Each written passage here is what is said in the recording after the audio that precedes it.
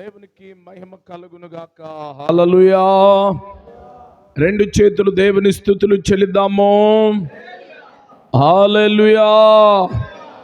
మరొకసారి ప్రభు మన ప్రేరక్షకుడైన యేసుక్రీస్తు నామములో మీ అందరికీ వందనాలు. ఈ లైవ్ ద్వారా వింటున్న దేవుని పిల్లలైన వారికి కూడా ప్రభు నామములో శుభాలు తెలియజేస్తున్నాను. మీ అందరికీ మరొకసారి వందనాలు. అందరూ బాగున్నారా? అందరూ బాగుండాలని రోజు మీ అందరి కొరకు ప్రార్థన చేస్తూ ఉన్నాము.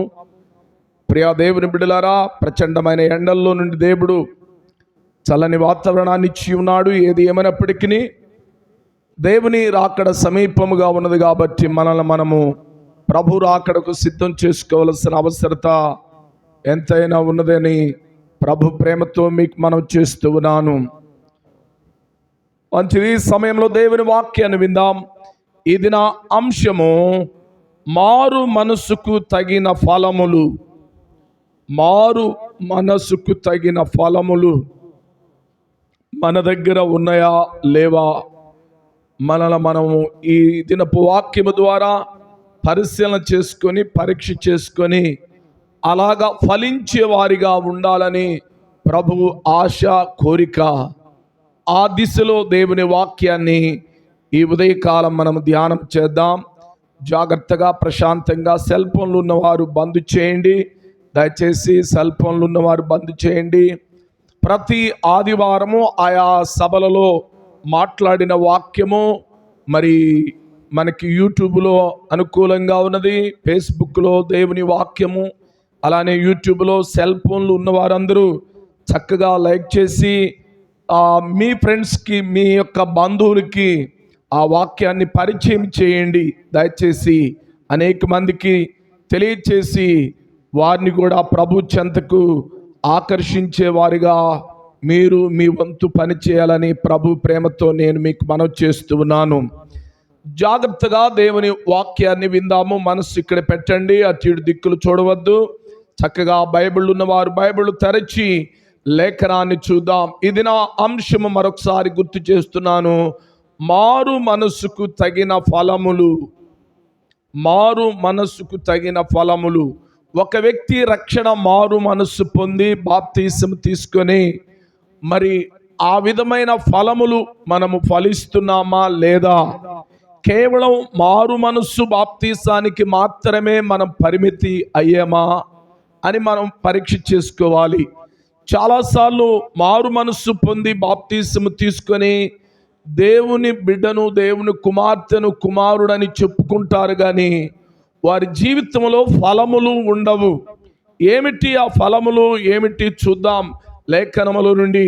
ఫలాలు అంటే మనకి సహజంగా ఆ తినుబండారాలు గుర్తుకొస్తాయి. ఫ్రూట్స్, గ్రేప్స్ లేక యాపిల్. ఇప్పుడు ప్రస్తుతం మామిడికాయల సీజన్ కాబట్టి మామిడికాయలు కుంచుడు 100 లేకపోతే 2 కుంచాలు 3 కుంచాలు తెచ్చుకునేందో మంచి తెచ్చుకోండి. ఆ కుళ్ళిపోయినవి అన్నీ ఉంటాయి. పోతే పోయిన కుళ్ళిపోయిన తీసి మంచి తిందామని ఆలోచన చేయబాకండి. అది కుళ్ళిపోయిన భాగమే కనపడుతుంది, కానీ ఆ మంచిని కూడా చెడగొట్టే క్రిమి ఆ మంచి భాగంలో కూడా ఉన్నది.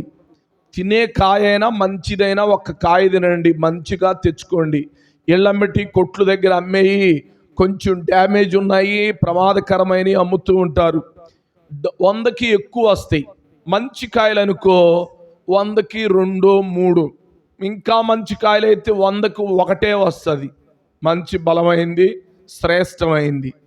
ఒక్కోసారి బలమైంది, శ్రేష్టమైంది అనుకున్న ఫలం కూడా కొయ్యంగల్నే లోపల పురుగులు ఉంటాయి. అవి ఎలా వస్తాయో అర్థం కాదు. కారణం ఏమిటి అంటే అది పుష్పముగా ఉన్నప్పుడే ఆ పుష్పములోనికి పురుగు వెళ్ళి అది కాయగా ఫలముగా అయినప్పుడు లోపలే ఉంటుంది. అది తెలియకుండా పైన మాత్రం చూడటానికి చాలా ఆ సౌందర్యంగా సొగసగా నిగనిగలాడుతూ ఉంటుంది మామిడికాయ ఒక్కోసారి, కానీ లోపల కుళ్ళిపోయి ఉంటుంది, లోపల పురుగులు బట్టి పోయి ఉంటుంది.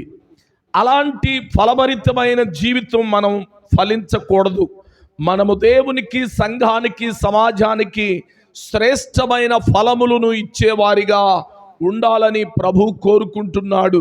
అయితే ఈ స్థలంలో 100కి 80 మంది, ఇంచుమించు 85 మంది రక్షణ మారు మనస్సు పొందిన వారే. ఇంకొక 15% యవనస్తులు ఇంకా పురుషులు రక్షణ మారు మనస్సు లేని వారు ఉన్నారు.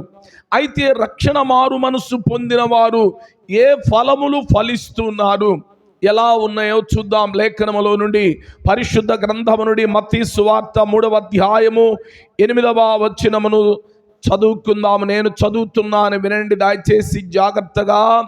అబ్రహాముకు మాకు తండ్రి అని మీరు చెప్పుకొన తలంచవద్దు.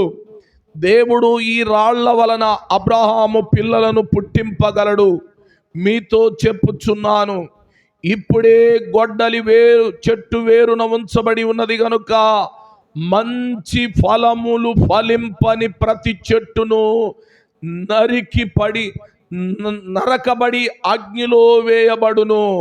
మారు మనస్సు నిమిత్తము నేను నీళ్లలో మీకు బాప్తీసమిచ్చుచున్నాను. అయితే నా వెనక వచ్చుచున్నవాడు నాకంటే శక్తిమంతుడు. ఆయన చెప్పులు మోయుటకైనను నేను పాత్రుడను కాను. ఆయన పరిశుద్ధాత్మతోనూ అగ్నితోనూ మీకు బాప్తీసమిచ్చును. చిన్న ప్రార్థన చేసుకుందాం. మహాపరిశుద్ధుడైన దేవా, మహోన్నతుడా యేసు ప్రభుని ఘనమైన నామాన్ని బట్టి నీకు వందనములు, స్తోత్రాలు చెల్లిస్తూ ఉన్నాం. ఇంతవరకు పాటల ద్వారా, స్తుతి ఆరాధన ద్వారా మీరు మహిమ పొందుకున్నారు. చెప్పబడిన సాక్ష్యాన్ని బట్టి నీకు వందనాలు. ప్రతి పరిస్థితులను మీరు అనుకూలపరచమని ప్రార్థిస్తూ ఉన్నాం.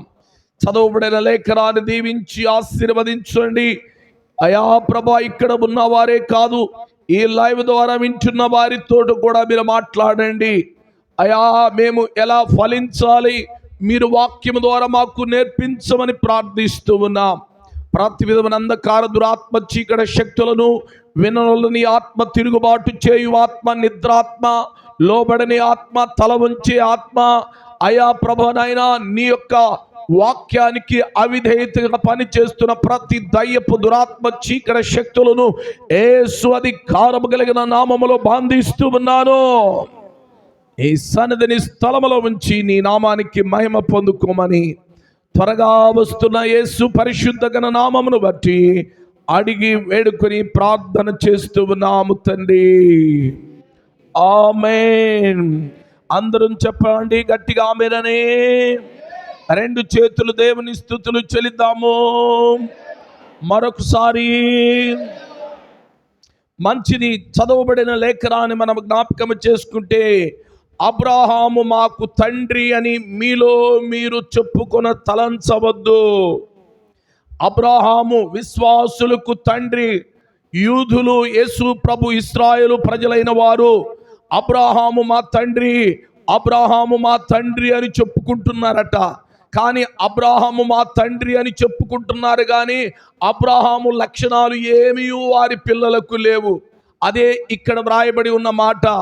అబ్రహాము మా తండ్రి అని మీరు చెప్పుకొని తలంచవద్దు. దేవుడు ఈ రాళ్ల వలన అబ్రహాముకు పిల్లలు పుట్టింపగలడని మీతో చెప్పుచున్నాను.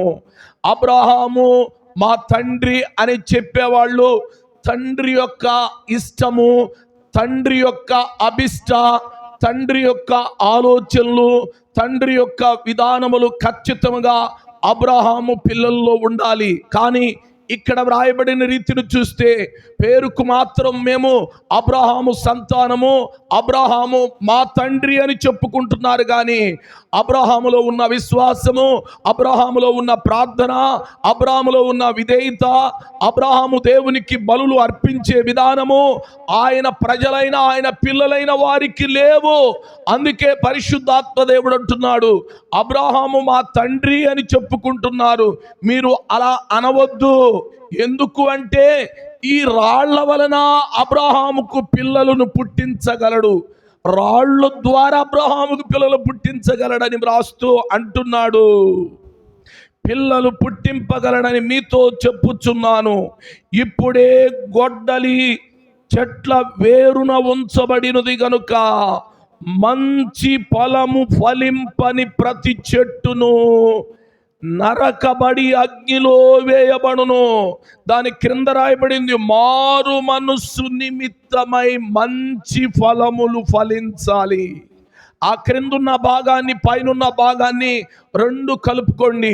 మారు మనస్సు నిమిత్తమై మంచి ఫలములు ఫలించాలి.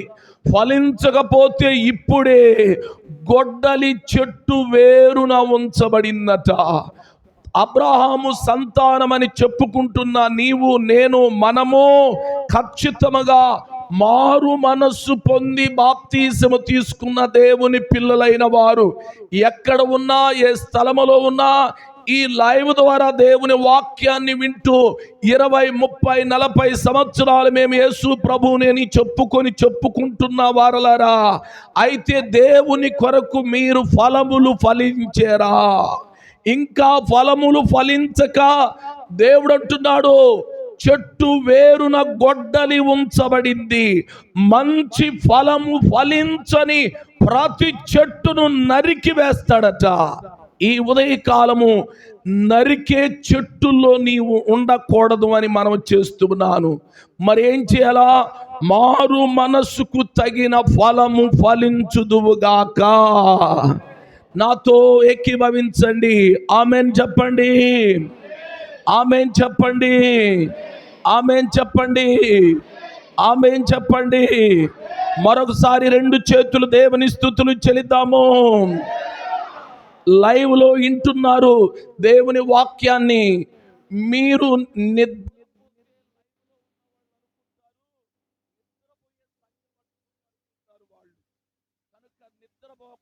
వాక్యాన్ని వినండి. దయచేసి మరలా మాట చెప్పనివ్వబాకండి. దేవుని మాటలు చాలా జాగ్రత్తగా విందాం. మారు మనసుకు తగిన ఫలములు ఫలించాలి. ఆ ఫలాలు ఏమిటో చూద్దాం. ఆ ఫలములు గనక నువ్వు ఫలించకుండా ఎన్ని సంవత్సరాలు నువ్వు క్రైస్తవుడు అయినా, ఎన్ని సంవత్సరాలు అబ్రహాము మా తండ్రి అని చెప్పుకున్నా దాని వలన ప్రయోజనము లేదు లేదు లేదు అని ఉదయకాలం పరిశుద్ధాత్మదేవుడు మనకు బోధిస్తున్నాడు. మంచిది. నెంబర్ 1, మారు మనసుకు తగిన ఫలాల్లో మొదటిది ఎఫెసీయులకు రాసిన పత్రిక 4వ అధ్యాయము 32వ వచనాన్ని చదువుకుందాం. ఎఫెసీయులకు రాసిన పత్రిక అపోస్తలుడైన పౌలు ఎఫెసీ సంఘానికి రాసిన పత్రిక 4వ అధ్యాయము 32వ వచనమును చదువుకుందాం.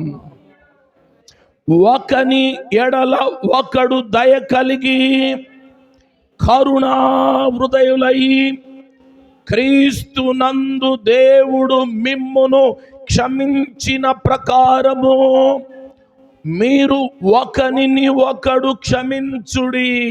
మొదటి ఫలమును చూడండి. చాలా మంది యేసు ప్రభుని నమ్ముకొని మారు మనసు పొంది బాప్తీసం తీసుకొని ఉంటారు, కానీ ఈ క్షమాపణ ఉండదు చాలా మందికి. ప్రభు అంటున్న మొదటి ఫలము, ఈ ఫలాన్ని ఫలించాలి. ఏమంటున్నాడు? ఒకని ఎడల ఒకడు దయ కలిగి. ఒకని ఎడల ఒకడికి దయ కలిగి. తమ్ముడైనా, అన్నయ్య అయినా, అక్క అయినా, భార్య అయినా, భర్త అయినా, బిడ్డలైనా, వారు పరాయి వారైనా, క్రీస్తు రక్తమును బట్టి మనమందరము సమీపస్తులమై ఉన్నాము. ఒకప్పుడు దూరస్తులమే, ఒకప్పుడు ఎన్నికలేని వారమే, ఒకప్పుడు అన్యజనులము మనము, ఒకప్పుడు ఏ యోగ్యత లేని మన జీవితాలు 2000 సంవత్సరాల క్రితం యేసు ప్రభువులు రాకతో ఆయన విలువైన పావన రక్తముతో మనము పాపములు కడిగివేయబడి రక్షణ మారు మనసు పొంది బాప్తీసం తీసుకొని దేవుని బిడ్డలయ్యేము. కాబట్టి ఇప్పుడు మనము ఒకరిని ఒకరు దయ కలిగి కరుణా హృదయులై. భలే పాసి గారండి, భలేవాడమండి. ఒకరి ఎడల ఒకరు దయ. నా కోడలమేనా, నా అత్తమేనా, నా తమ్ముడిమేనా, నా భార్యమేనా, నా భర్తమేనా, నా బిడ్డలమేనా, నా గొంతులో ప్రాణం ఉన్నంత కాలం నేను పని చేస్తానా? దయాపాడ వాళ్ళ మీద ఇంకా కోపము, నాకు పగ తగ్గలేదండి అంటావా? అది ఫలము కాదు. అలా అయితే చెట్టు ఏరున గొడ్డలి ఉంచబడింది. జాగ్రత్త. మొదటి ఫలాన్ని ఫలించమంటున్నాడు.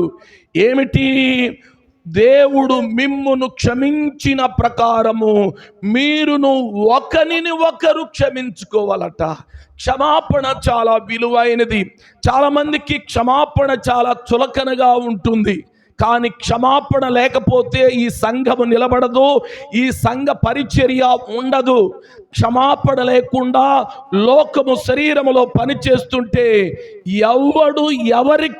ఎవరు తీసిపోలేదు. కానీ క్రీస్తు ప్రేమను బట్టి ఈ ఫలము క్షమాపణ ఫలముందు చూసావా? ఆ క్షమాపణను బట్టే సంఘము నిలిచి ఉన్నది. ఆ క్షమాపణ బట్టే విశ్వాసములో ఉన్నాం. ఆ క్షమాపణ బట్టే 2024 మే నెల 19వ తారీఖు 1926వ తారీఖు చివరి ఆదివారము ఉదయము 9:20 వరకు సజీవులుగా ఉన్నాము.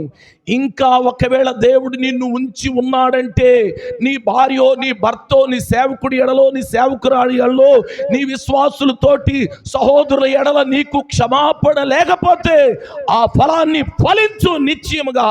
లేకపోతే గొడ్డలి చెట్టు వేరున ఉంచబడింది. జాగ్రత్త. ప్రియా దేవుని బిడ్డలారా, మొదటి ఫలము ఇతరులను క్షమించాలి. ఇతరులను క్షమించాలి. ఎప్పటి వరకు క్షమించాలి? క్షమాపణ వ్యక్తిగతమైంది. క్షమాపణ నిజంగా నీవు మారు మనసు పాప క్షమాపణ నిమిత్తమై యేసు క్రీస్తు నామములో బాప్తిసం తీసుకొని ఆయన బల్లకు కొద్దిసేపట్లో దగ్గరవుతున్నావు. ఆయన శరీరాన్ని రక్తాన్ని అని జ్ఞాపకము తీసుకొని యేసు నాలో ఉన్నాడు అని ఆ నిరీక్షణతో ఉండి నువ్వు ఈ ఫలము ఫలించకుండా ఎంతకాలము జీవిస్తావు? వారు ఎవరైనా గాని కానీ యేసయ్య అంటున్నాడు, అబ్రహాము నా తండ్రి అని చెప్పుకుంటూ ఆయనలో ఉన్న సుగుణములు ఫలములు లేని వాడిగా ఉంటే గొడ్డలి చెట్టు వేరున ఉంచబడింది. కనుక మనము మారు మనసుకు తగిన ఫలములు ఫలించాలి. మొదటి ఫలము క్షమాపణ. యేసయ్య మనల్ని క్షమించాడు సిలువలో. నువ్వు చేసిన పాపముల కొరకై, నువ్వు చేసిన అన్యాయము కొరకై, నువ్వు చేసిన అక్రమముల కొరకై, నువ్వు చేసిన మోసముల కొరకై, నువ్వు చేసిన దగా కొరకై, నువ్వు చేసిన కుట్ర కొరకై, నువ్వు చేసిన దేవునికి వ్యతిరేకమైన ప్రతి కార్యముల కొరకై యేసు రక్తము నీ కొరకు సిలువలో చిందించటమే కాకుండా అన్నాడు, తండ్రి వీరు ఏమి చేయుచున్నారో వీరు ఎరుగురు వీరిని. ఆయన క్షమించేసాడు ఆల్రెడీ. ఆయన క్షమించకపోతే ఈరోజు ఈ స్థలంలో మనం కూర్చోలేము. ఆయన క్షమించాడు కాబట్టి నువ్వు కూర్చున్నావు. అయితే ఆయన క్షమించినట్లుగా, ఆయన క్షమించిన ప్రకారముగా నీ భర్తను క్షమించు. ఆయన క్షమించిన ప్రకారముగా నీ భార్యను క్షమించు. ఆయన క్షమించిన ప్రకారముగా నీ అత్తను క్షమించు. ఆయన క్షమించిన ప్రకారముగా నీ కోడలను క్షమించు. ఆయన క్షమించిన ప్రకారముగా నీ సహోదరులు సహోదరీలను క్షమించు.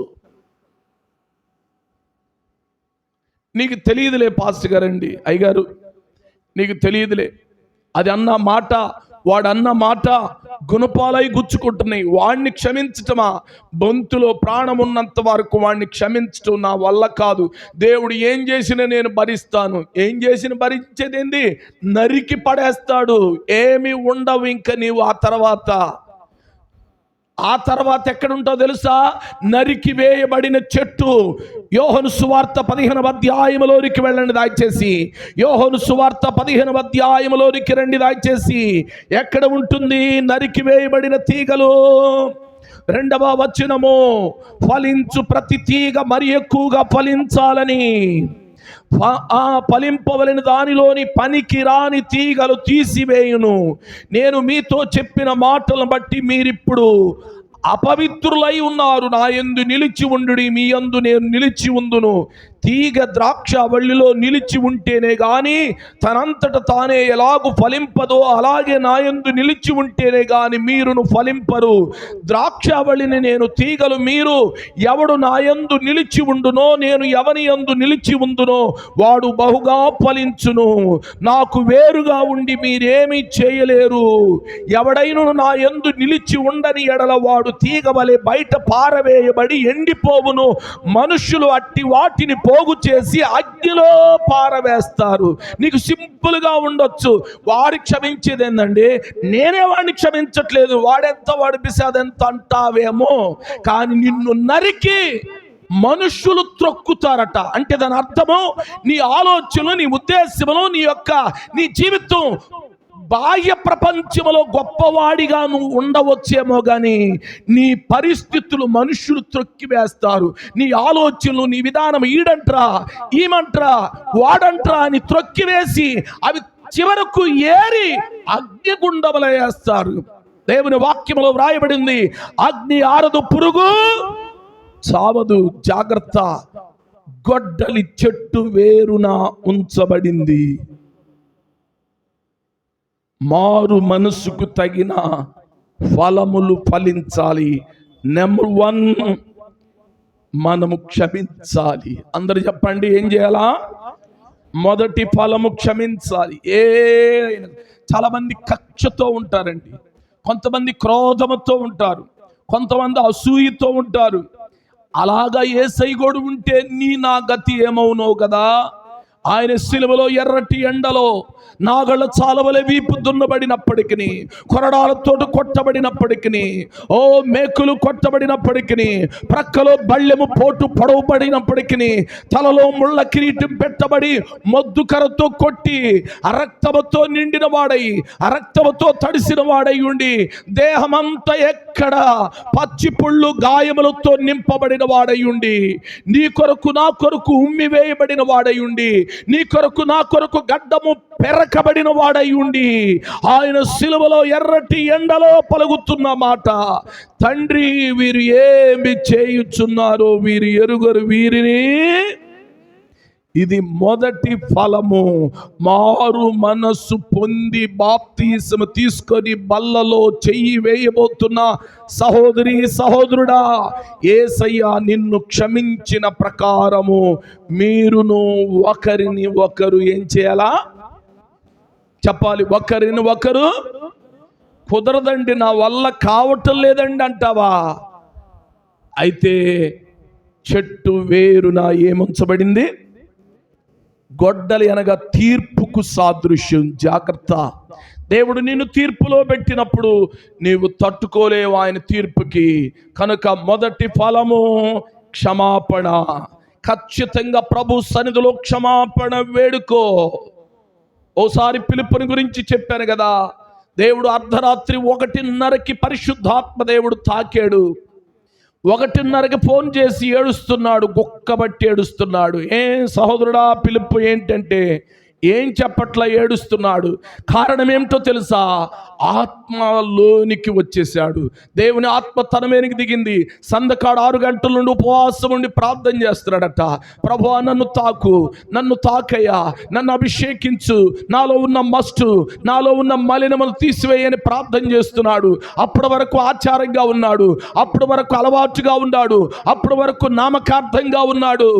రాత్రి 1:30-2 గంటల సమయంలో దేవుని ఆత్మ బిడ్డను దర్శించినప్పుడు పట్టజాలగా పెద్దగా ఏడుస్తున్నాడు. అమ్మగారు కూడా లేచింది. ఎవరు ఏడుస్తున్నాడంటే పిలుపు ఏడుస్తున్నాడు. ప్రార్థన చేస్తున్నా ప్రభువా. అప్పుడు ఆ ప్రార్థనలో చెప్తున్నా, సహోదరుడా నీకు అభ్యంతరకరంగా నీ అన్నైనా, తమ్ముడైనా, అత్తైనా, మామైనా, వారు ఎవరైనా, ఏ ఊర్లో ఉన్నా, ఏ స్థలంలో ఉన్నా, స్నేహితులైనా ఎవరైనా సరే, నీకు వారు కీడు చేయకపోయినా, నీవే వారి కీడు చేసినా, ఒకవేళ ఒకవేళ వారే నీ కీడు చేసి తలపెట్టినా అయినా ఉదయానికల్లా, రేపు ఉదయానికల్లా సాయంత్రం లోపు వెళ్ళి ఎక్కడ ఎంత దూరమైనా సరే అందుబాటులో ఉంటే దగ్గరలోకి వెళ్ళు, అందుబాటులో లేకపోతే ఫోన్ చేసి వారిని క్షమాపణ కోరుకో. పరిశుద్ధాత్మదేవుడు నిన్ను సంధిస్తున్నాడు సహోదరుడా. అంటే తెల్లవారు వరకు అలానే 1 అయిపోయింది, 2 అయిపోయింది, 3 అయిపోయింది, 4 అయింది, వాక్యం చెబుతూనే ఉన్నాను. ఏడుస్తున్నాడు. తన తెలిసిన ప్రతి పాపము ఒప్పుకుంటున్నాడు. అయ్యో నేను ఎప్పుడో రక్షించబడ్డాను కానీ ఈ అనుభవం నాకు లేదని ఏడుస్తూ ఉన్నాడు. ఆ రాత్రి దేవుడు తాకాడు. తెల్లవారి గట్ల 4 గంటలకి అప్పటికే దాదాపు 27 సంవత్సరాలైందంట. అత్త మామతో పలకరించి ఇంటికెళ్ళి, ఇంటి ప్రక్కనే ఉంటారు అత్త మామ. వాళ్ళ అత్త అమ్మోరు భక్తురాలు. ఊర్లో తీసుకెళ్ళి అందరూ అమ్మోరిని చూపించుకుంటా ఉంటారు. ప్రొద్దున్నే 4 గంటలకు వెళ్ళి అత్తగారు మామగారు కాళ్ళ మీద పడిపోయాడట. ఆమెకి ఏం అర్థం కాల. 27 సంవత్సరాల అత్తమ్మ మామయ్య అని పిలిచి వారిని నన్ను క్షమించండి అని ఏడుస్తున్నాడట. క్షమాపణ ఊరక చెప్పటం ద్వారా రాదండు. దేవుని ఆత్మ నీలోనికి వస్తే నువ్వు తట్టుకోలేవు. వెంటనే అయ్యా లేయా, ఏం పర్వాలేదులే, లేదు నన్ను క్షమించాను అంటేనే వెళతాను. వాళ్ళ మామయ్యతోటి ఆయనతో క్షమించేంలా అయ్యా లే. వెంటనే చిన్న బైబిల్ చిన్న కవర్కి ఆ చిన్న టవల పెట్టుకొని పెంటకోటలో ఉంది వాళ్ళ అక్క. 30 సంవత్సరాలైందంట వారి ఇంటికి వెళ్ళి పలకరించి.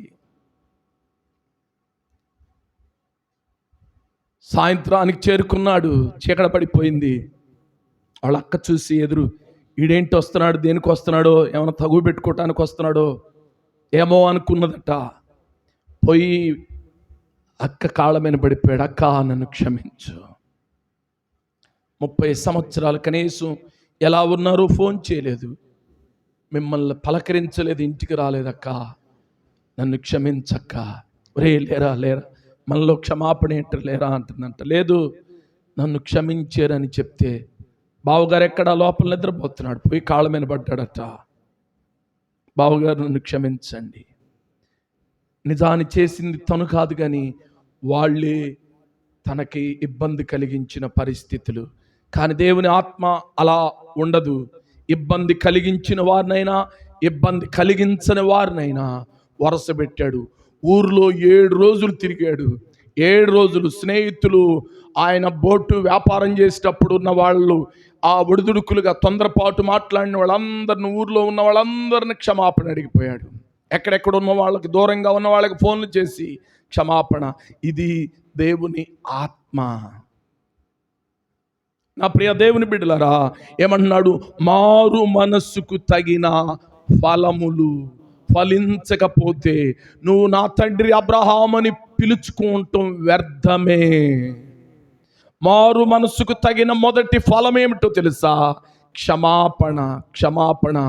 తర్వాత ఫోన్ చేసి, అయ్యగారు ఇప్పుడు హృదయం చాలా తేలిగ్గా ఉంది, చాలా సంతోషంగా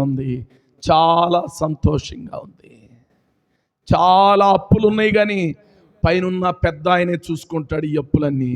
ఇప్పుడు నా హృదయం తేలిగ్గా ఉంది, నేను రక్షించబడి చాలా కాలం అయింది కానీ ఈ సంతోషం నాలో రాలేదు.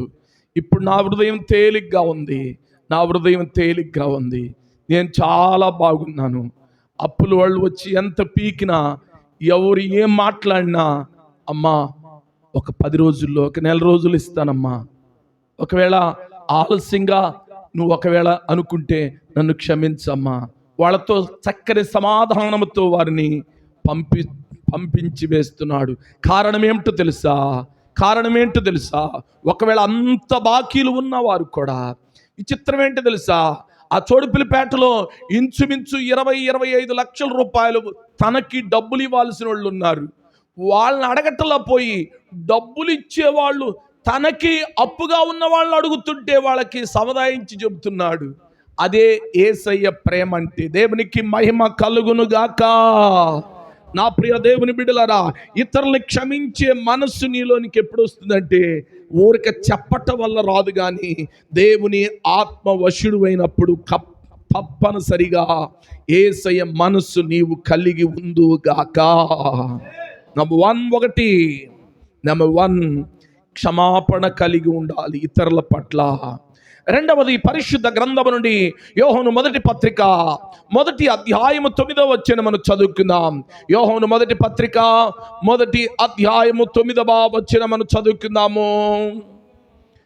మనము పాపములను ఒప్పుకొనిన ఎడల, మన పాపములను ఒప్పుకొనిన ఎడల ఆయన నమ్మదగిన వాడును నీతిమంతుడును కనుక ఆయన మన పాపములను క్షమించి సమస్త దుర్నీతి నుండి మనలను పవిత్రులుగా చేయును.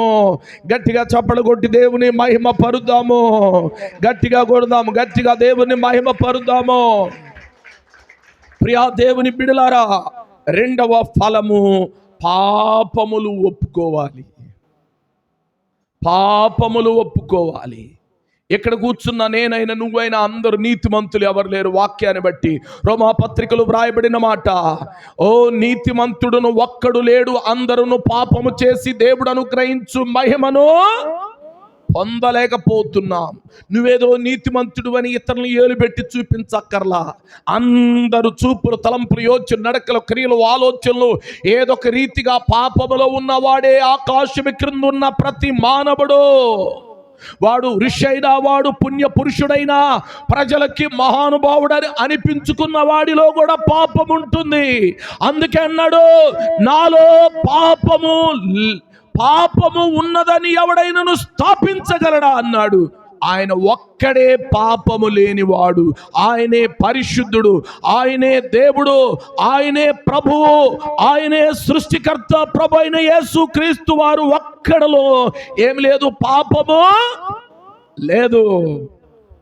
ఆయనలో పాపము లేదు. కాబట్టి మారు మనస్సు బాప్తిసం పొందిన దేవుని పిల్లలమైన మనం కూడా ఏం చేయాలంట? ఎంత చక్కని మాట రాశాడండి 9వ వచనములో, మన పాపములు మనము ఒప్పుకొని ఎడల.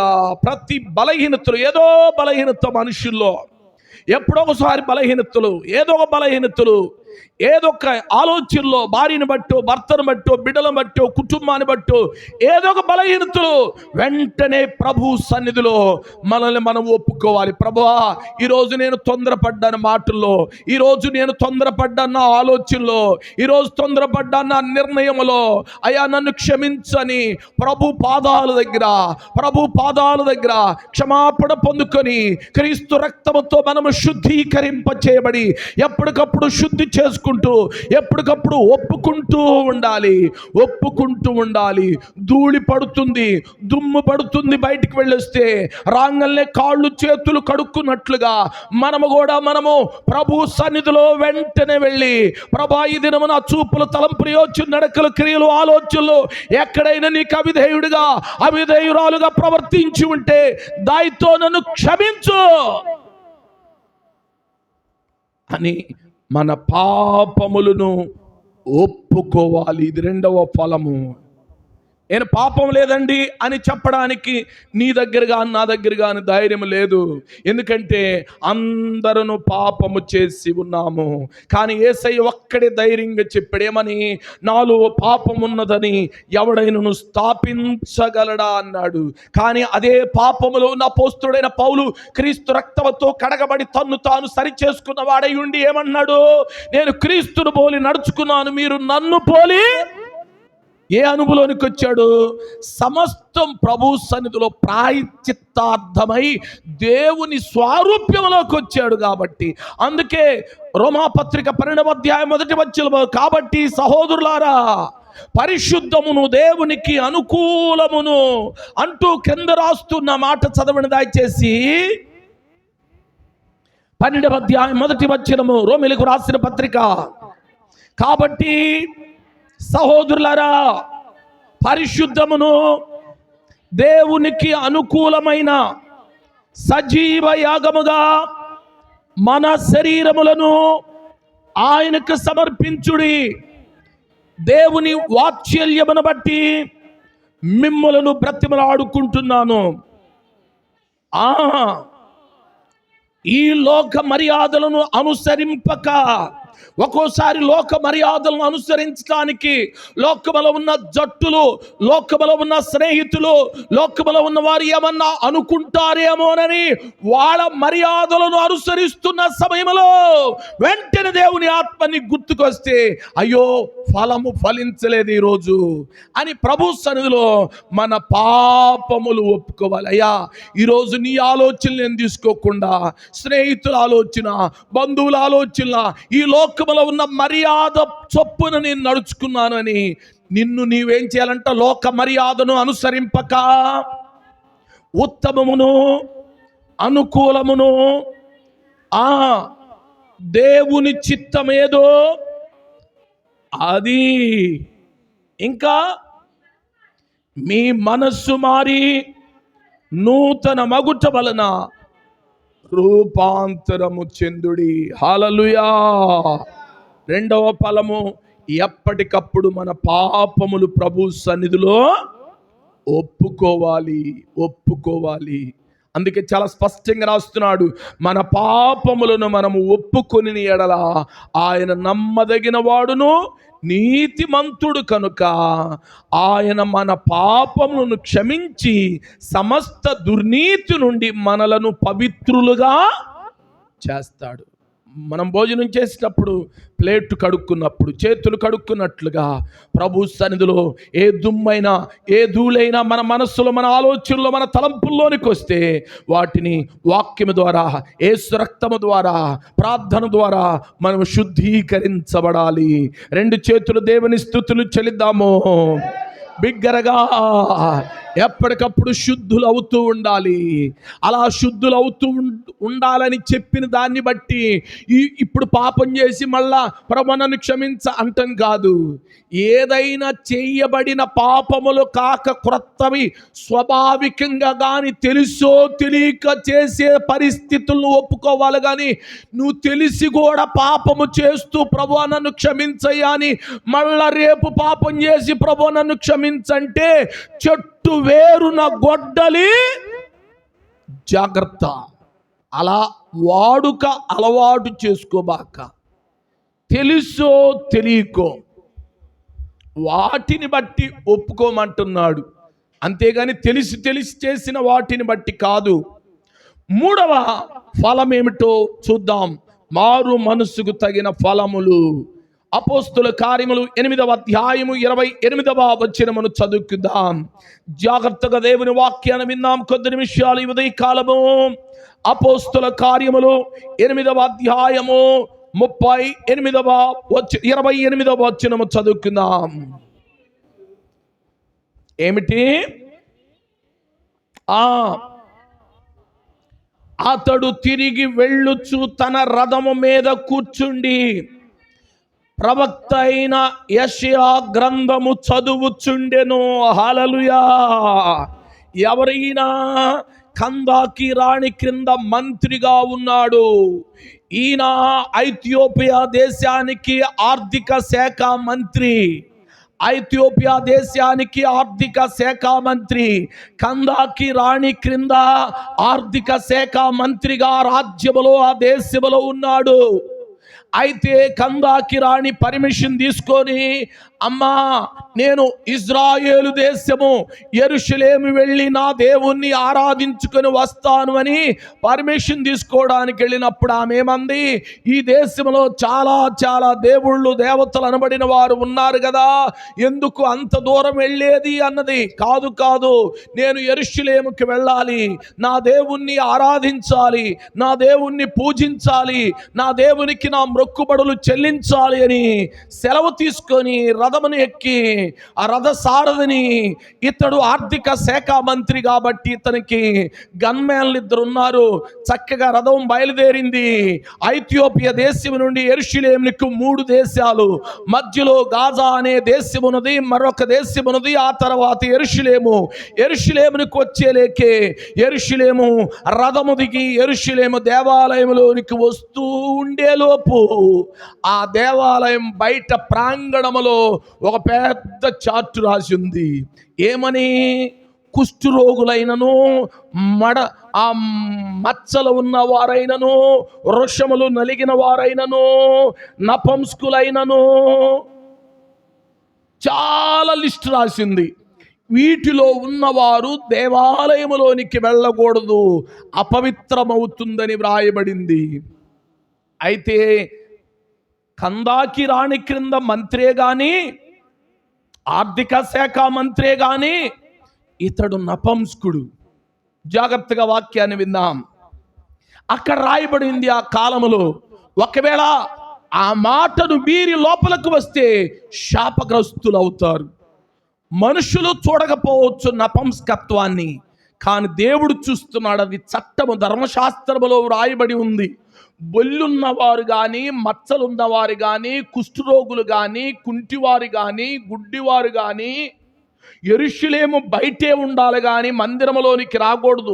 వృషములను నలిగిన వాడే కానీ, నపంసకులే కానీ దేవుణ్ణి ఆరాధించడానికి దేవాలయంలోనికి వెళ్ళకూడదని చట్టము రాయబడి ఉంది.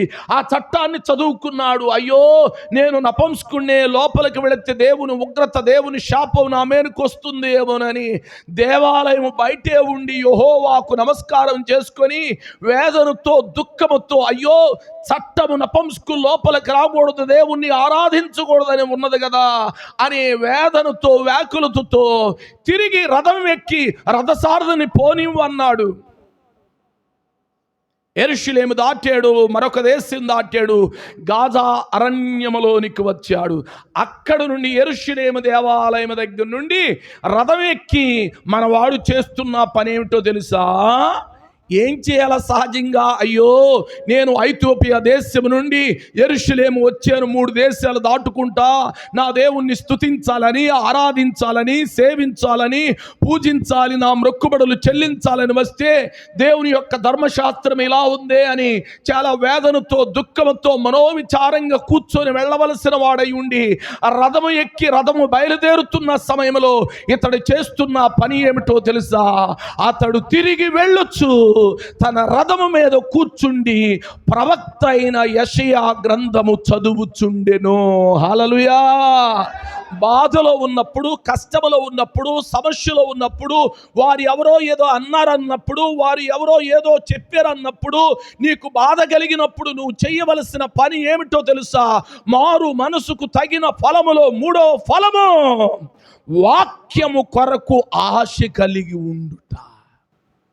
గట్టిగా చప్పట్లు కొట్టి దేవుని మహిమపరుద్దాము. ఇది జరిగే పనేనా? కుదరదది. మనకి మామూలుగా ఉంటే కుదరదు. ఎవరైనా భర్త ఒక మాట అంటే భార్య బైబిల్ చదువుతూ ప్రార్థన చేయగలుగుతుందా? ఒకవేళ భార్య అంటే, ఒకవేళ భర్త ఇంట్లో నెమ్మదిగా ఉండగలుగుతాడా? ఒకవేళ బిడ్డలు మాట ఎరగపోతే తల్లిదండ్రులు నెమ్మదిగా ఉండగలుగుతారా? ఒకవేళ అత్త ఒక మాట అంటే కోడలు చక్కగా గదిలో కూర్చొని బైబిల్ చదువుకుంటా ప్రార్థన చేయగలుగుతుందా? లేక ఇరుగు పొరుగు వారు అవమానాలు, నిందలు భరించలేక లోపల కూర్చొని బైబిల్ చదవగలుగుతాడా? కానీ చదవగలుగుతాడు. ఎప్పుడో తెలుసా? దేవుని ఆత్మ వశుడైనప్పుడు ఖచ్చితంగా లోతైన మారు మనసుకు తగిన ఫలములు ఫలించే స్వభావం తనలో ఉన్నప్పుడు ఈ ఏవి ఆటంకాలు రావో. నిశ్చయముగా వాక్యం ఎడల ఆశ కలిగిన వాడిగా ఉన్నాడు. ఎవరు? నపంసకుడైనా ఎవరో ఈ కందాకి రాణి క్రింద ఉన్న మంత్రి గారు. హల్లెలూయా. 3వ ఫలము వాక్యము కొరకు ఆశ కలిగి ఉండాలి. చాలా మంది వాక్యం అంటే ఆశ తక్కువ, వాక్యం అంటే ఆశ తక్కువ, వాక్యం అంటే ఆశ తక్కువ. సెల్ ఫోన్ అంటే ఆసక్తి ఎక్కువ. రాత్రింబగళ్ళు సెల్ ఫోన్లు చూస్తారు. కనీసం సెల్ ఫోన్లు అన్న దేవుని బైబిల్ ఉంది, అదన్న చదువుతారా? లేదు లేదు లేదు లేదు లేదు. ఇక్కడ వ్రాయబడి ఉన్నది, ఇతడు నపంసకుడు. ఎందుక ఇన్ని దేశాలు దాటుకుంటూ వచ్చాను, ఇక్కడికి వస్తే ధర్మశాస్త్రం ఇలా ఉంది, ఏం చేయాలా, ఎందుకు నా బ్రతుకు అన్నట్లుగా నిరాశ నిస్పృహతో వెళ్ళలేదు. కానీ జరిగిన కార్యం ఏమిటో తెలుసా? తిరిగి వెళ్ళొచ్చు వాక్యమును చదువుతున్నాడట. హల్లెలూయా. తిరిగి వెళ్ళొచ్చు నిరాశలో ఉన్నప్పుడు. అందుకే కీర్తనకారుడు 119:50 అన్నాడు, నీ వాక్యము నన్ను బ్రతికించి ఉన్నది, బాధలలో ఇదే నాకు చెప్పాలి, ఇదే నాకు నీకు నెమ్మదిచ్చేది, బాధల్లో బ్రతికించేది, ఓదార్పునిచ్చేది, ఆదరణిచ్చేది, బలపరిచేది, స్వస్థతనిచ్చేది, ఆరోగ్యాన్నిచ్చేది ఏంటో తెలుసా? దేవుని వాక్యము. ఆది యందు వాక్యం ఉండెను, వాక్యమే దేవుడై ఉండెను, ఆ వాక్యమే ప్రభు అయిన యేసుక్రీస్తు కృపా సత్య సంపూర్ణుడై 2000 సంవత్సరాల క్రితం ఈ లోకానికి వచ్చాడు. ఎందుకో తెలుసా? మానవుల అపరాధముల చేత, పాపముల చేత చచ్చి ఉన్న మానవుల్ని తన అమూల్యమైన పావన రక్తమైన వాక్యమై ఉన్న దేవుడు బ్రతికించటానికి, గట్టిగా చప్పలు కొట్టి దేవుని మహిమ పరుద్దాము. కనుక వాక్యం ఏం చేస్తుంది? బ్రతికించేది. బ్రతికించే వాక్యాన్ని ఏం చేయాలా? చెప్పాలి. ఏం చేయాలా? రోజు చదువుకోవాలి. ఇక్కడ కూర్చున్న వాళ్ళు 100కి చాలామంది చదువుకున్న వాళ్ళు ఉన్నారు. వాళ్ళు బైబిల్ చదవట్లా. చాలామంది అన్ని చదువుతున్నారు, బైబిల్ చదవట్లా. కానీ బైబిల్ చదివితే జ్ఞానము లేని వాడికి కూడా జ్ఞానం వస్తుంది, పాండిత్యమును సంపాదించుకుంటాడు. దేవుని వాక్యములో అదిగో సామెతల్లో వ్రాయబడి ఉన్న మాటను జ్ఞాపకం చేసుకుంటే, సామెతలు 1వ అధ్యాయంలోనికి రండి దయచేసి. దేవుని వాక్యం ఎంత విశిష్టమైందో ఆడ వ్రాయబడి ఉంది. సామెతలు 1వ అధ్యాయం నేను చదువుతున్నాను.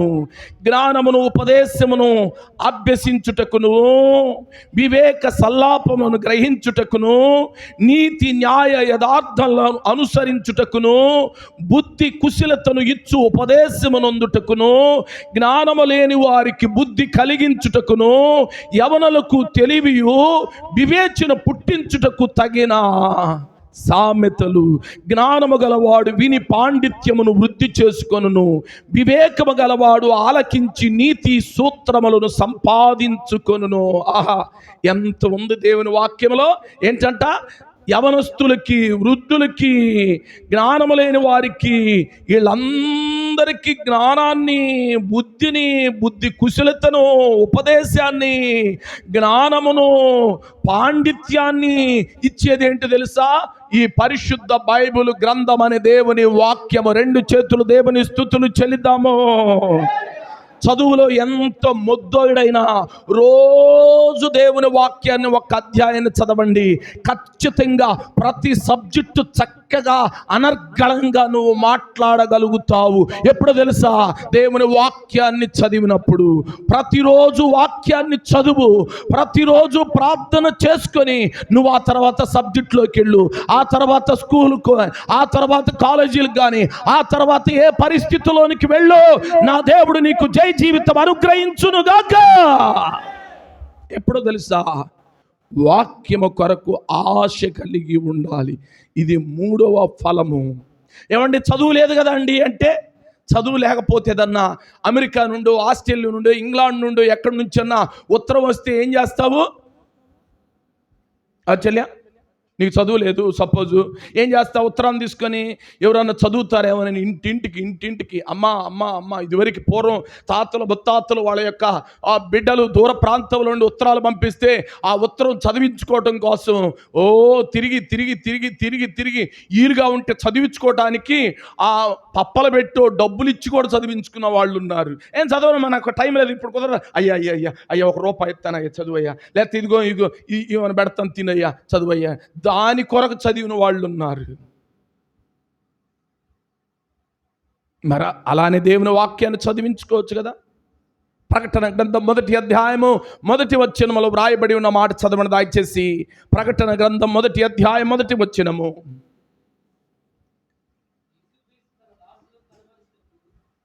రెండవ వచనం చదవండి. దేవుని వాక్యమును గూర్చియు, యేసుక్రీస్తు సాక్ష్యమును గూర్చియు.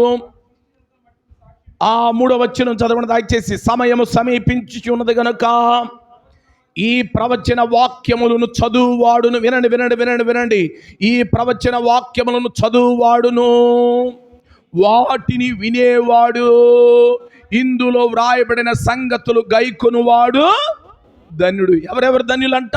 ఒకళ్ళు చదివేవాళ్ళు, ఒకళ్ళు వినేవాళ్ళు, ఒకళ్ళు గైకనేవాళ్ళు. చదవాలి, వినాలి. ఒకవేళ చదువు రాకపోతే చెప్పేవాళ్ళు చెప్తుంటే వినాలి. నువ్వు చదవాలి, వినాలి, వాటిని గైకొని వారు ధన్యులట. దేవునికి మహిమ కలుగునుగాక. మూడవ ఫలము, నపంసకుడు రథములో కూర్చొని. ఏం తక్కువ? ఆ దేశానికే ఆర్థిక శాఖ మంత్రి. బైబిల్ చదవాల్సినంత అవసరత ఏముంది ఆయనకి?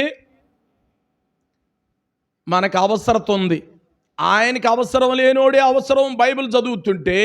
కీర్తనాకారుడు దావీదు గొప్ప చక్రవర్తి అయి ఉండి దేవుని వాక్యాన్ని చదువుతున్నాడు. ఎలాగ చదువుతున్నాడు చూడండి, దయచేసి 123 చదవండి దయచేసి. ఏమన్నాడు? 23వ అధ్యాయము 23వ వచనము, 23వ అధ్యాయము.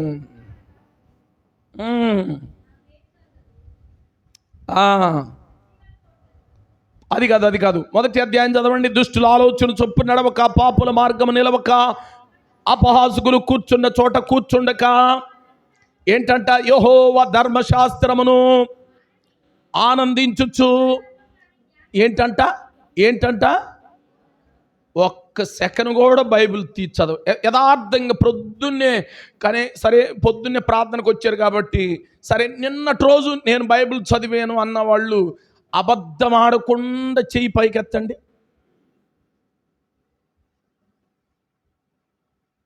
చూసారా? ఇక్కడ నా దేవుడు ఏమంటున్నాడు? దివారాత్రులు చదువువాడు ధన్యుడంట.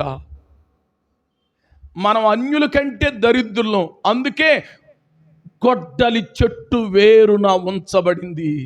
బైబిల్ చదవకపోవటం కూడా ఒక పాపమే. బైబిల్ చదివితే మారు మనసుకు తగిన ఫలము, ఆ ఫలము నువ్వు ఇచ్చినప్పుడు గొడ్డలి చెట్టు వేరునున్నా కూడా గొడ్డలను తీసేస్తాడు. ఎందుకంటే నువ్వు ఫలించావు కాబట్టి. కానీ అందరూ ఇంచుమించు చదువుకున్న వాళ్ళే, ఏదో కొద్ది గొప్ప అమ్మోజియో లేకపోతే దానాయమ్మ గారో ఎవరు కొంతమంది, సంతోషమ్మ గారో ఎవరన్నా కొంతమంది. కానీ అక్కడ ఏమన్నాడు? మళ్ళీ చదువు.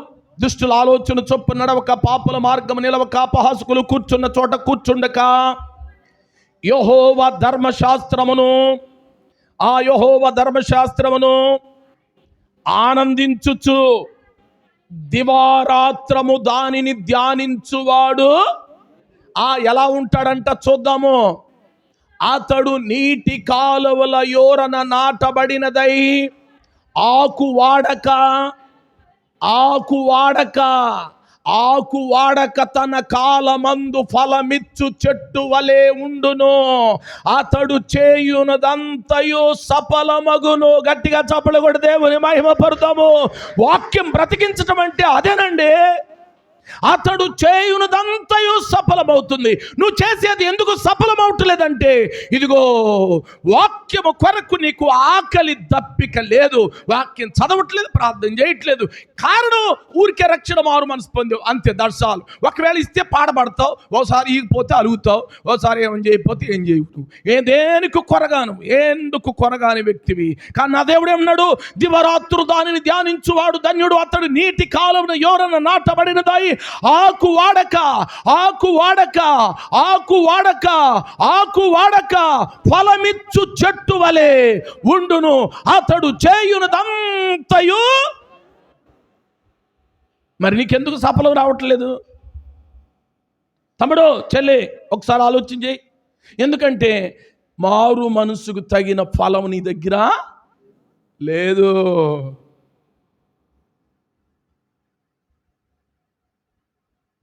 ప్రియా తమ్ముడు, చెల్లి, ఇది మూడవ ఫలము. వాక్యం ఎడల ఆసక్తి ఉందా? ఆశ ఉందా నీకు?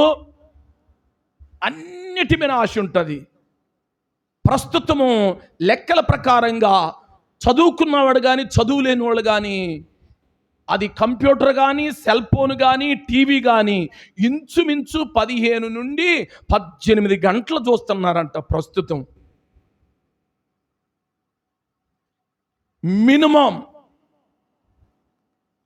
సెల్ ఫోన్ కానీ కంప్యూటర్లు కానీ టీవీలు కానీ సమయము ఎక్కువగా కేటాయిస్తున్నారు. నీకు నువ్వు చేసేదంతా ఏం సఫలమవుతుంది? ఎలా ఆకు వాడక తన కాలమిచ్చు చెట్టు ఉన్నట్లుగా పచ్చగా ఉంటావు. అంత అయోమయం, అంత గలిబిలి, అంత గందరగోళం, వాడిపోయిన జీవితం, ఎండిపోయిన జీవితం, బొగిలిపోయిన జీవితం. కారణం ఏమిటి? ఇదిగో మూడో ఫలము లేదు.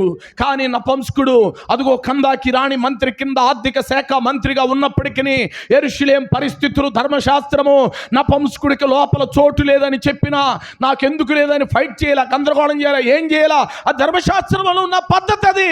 యేసు ప్రభు వచ్చి ఆ ధర్మశాస్త్రాన్ని కొట్టివేశాడు. ఇప్పుడు కుష్ఠరోగులు, గుడ్డోళ్ళు, మోగోళ్ళు, చెవిటోళ్ళు, దయ్యములు పట్టిన వాళ్ళు, పొడి మచ్చలు కలిగిన వాళ్ళు, ముడతలు కలిగిన వాళ్ళు, నపుంసకులు, వృషములు నలిగిన వారికి అందరికీ యేసయ్య ఒకటే రక్షణ ఇచ్చాడు.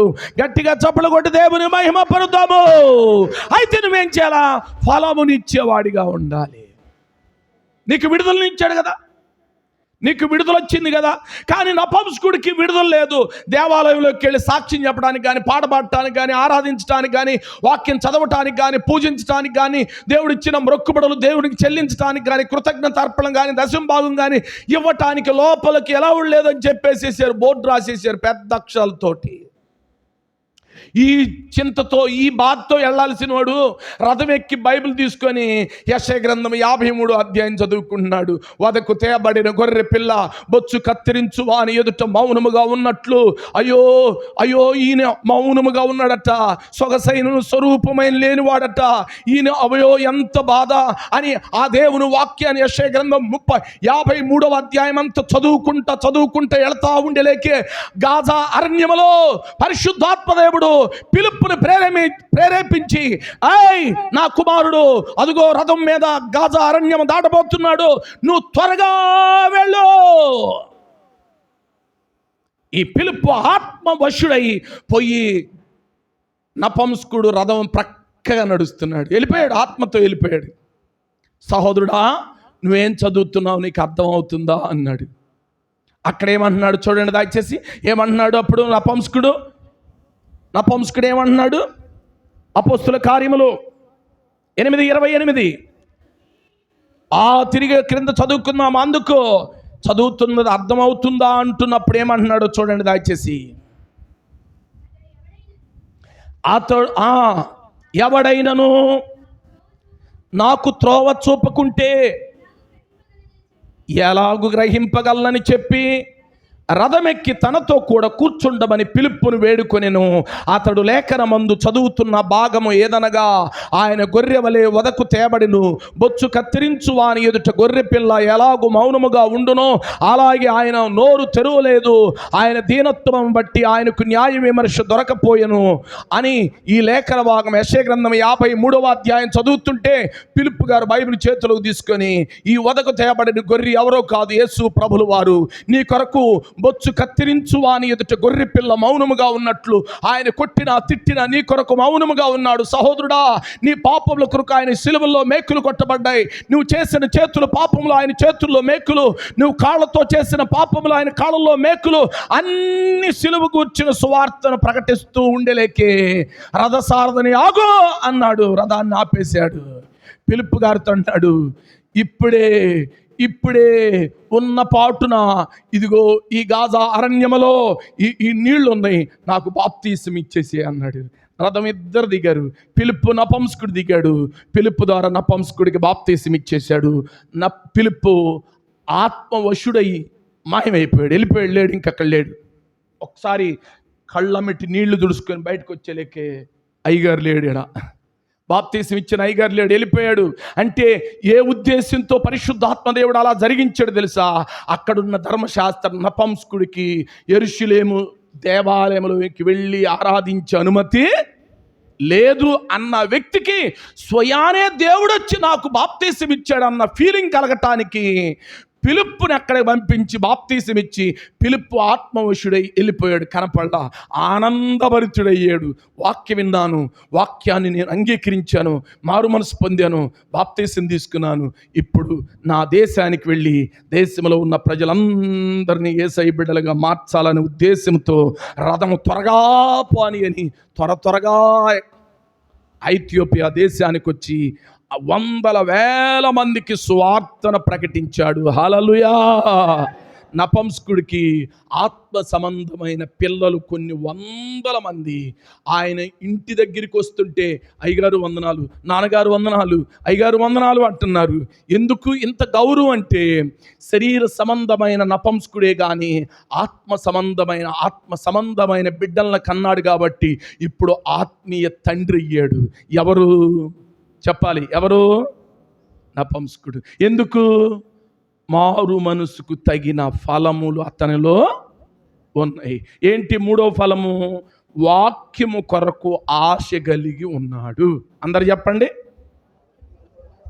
చెప్పాలి, అందరు చెప్పండి, మళ్ళీ చెప్పండి. ఉందా నీకు ఆశ? ఏం చెప్పరు? ఆశ ఉందా? ఆశ ఉంటే ఈ రోజు నుండి అన్న తీర్మానం చేసుకో. ప్రొద్దున లేచి బైబిల్ చదువుకో. ఒక్క అధ్యాయం బైబిల్ చదువుకో. ఒక్క అధ్యాయం బైబిల్ చదువుకో. ప్రార్థన చేసుకో. బయలుదేరు. వాక్యమేడల ఆసక్తి ఉంటే ఆదివారం మానవు. వాక్యమేడల ఆసక్తి ఉంటే శనివారం మానవు. వాక్యమేడల ఆసక్తి ఉంటే ఏ నియమించబడిన వారాల్లో నువ్వు మానవు. కారణం ఏంటంటే ఆడ ప్రకటించేది నన్ను గురించి, నీ గురించి, ఇంటి వాళ్ళ గురించి కాదు, దేవుని వాక్యాన్ని గురించి. ఆ వాక్యమేడల ఆసక్తి గనక నీకుంటే ఏ వాక్య కూడికను కూడా నువ్వు ఏం చేసుకోవు, మిస్ చేసుకో. హల్లెలూయా. రెండు చేతులు దేవుని స్తుతులు చెల్లిద్దాము. కనుక ఈ రోజు నుండి సెల్ ఫోన్లకి సమయాన్ని తగ్గించేసి వాక్యాన్ని చదవటం నేర్చుకోండి. యవనస్తులు, స్త్రీలు, పురుషులు ఖాళీ దొరికినప్పుడల్లా నేను పోయినసారి నేను ఉప్పాడు నుంచి వస్తున్నప్పుడు నా ట్రైన్లో ఒక ఆయన ఎక్కాడు. ఆయన తెల్ల నోట్ బుక్ పెట్టుకున్నాడు. తెల్ల నోట్ బుక్ పెట్టి ఏం చేస్తున్నాడు తెలుసా?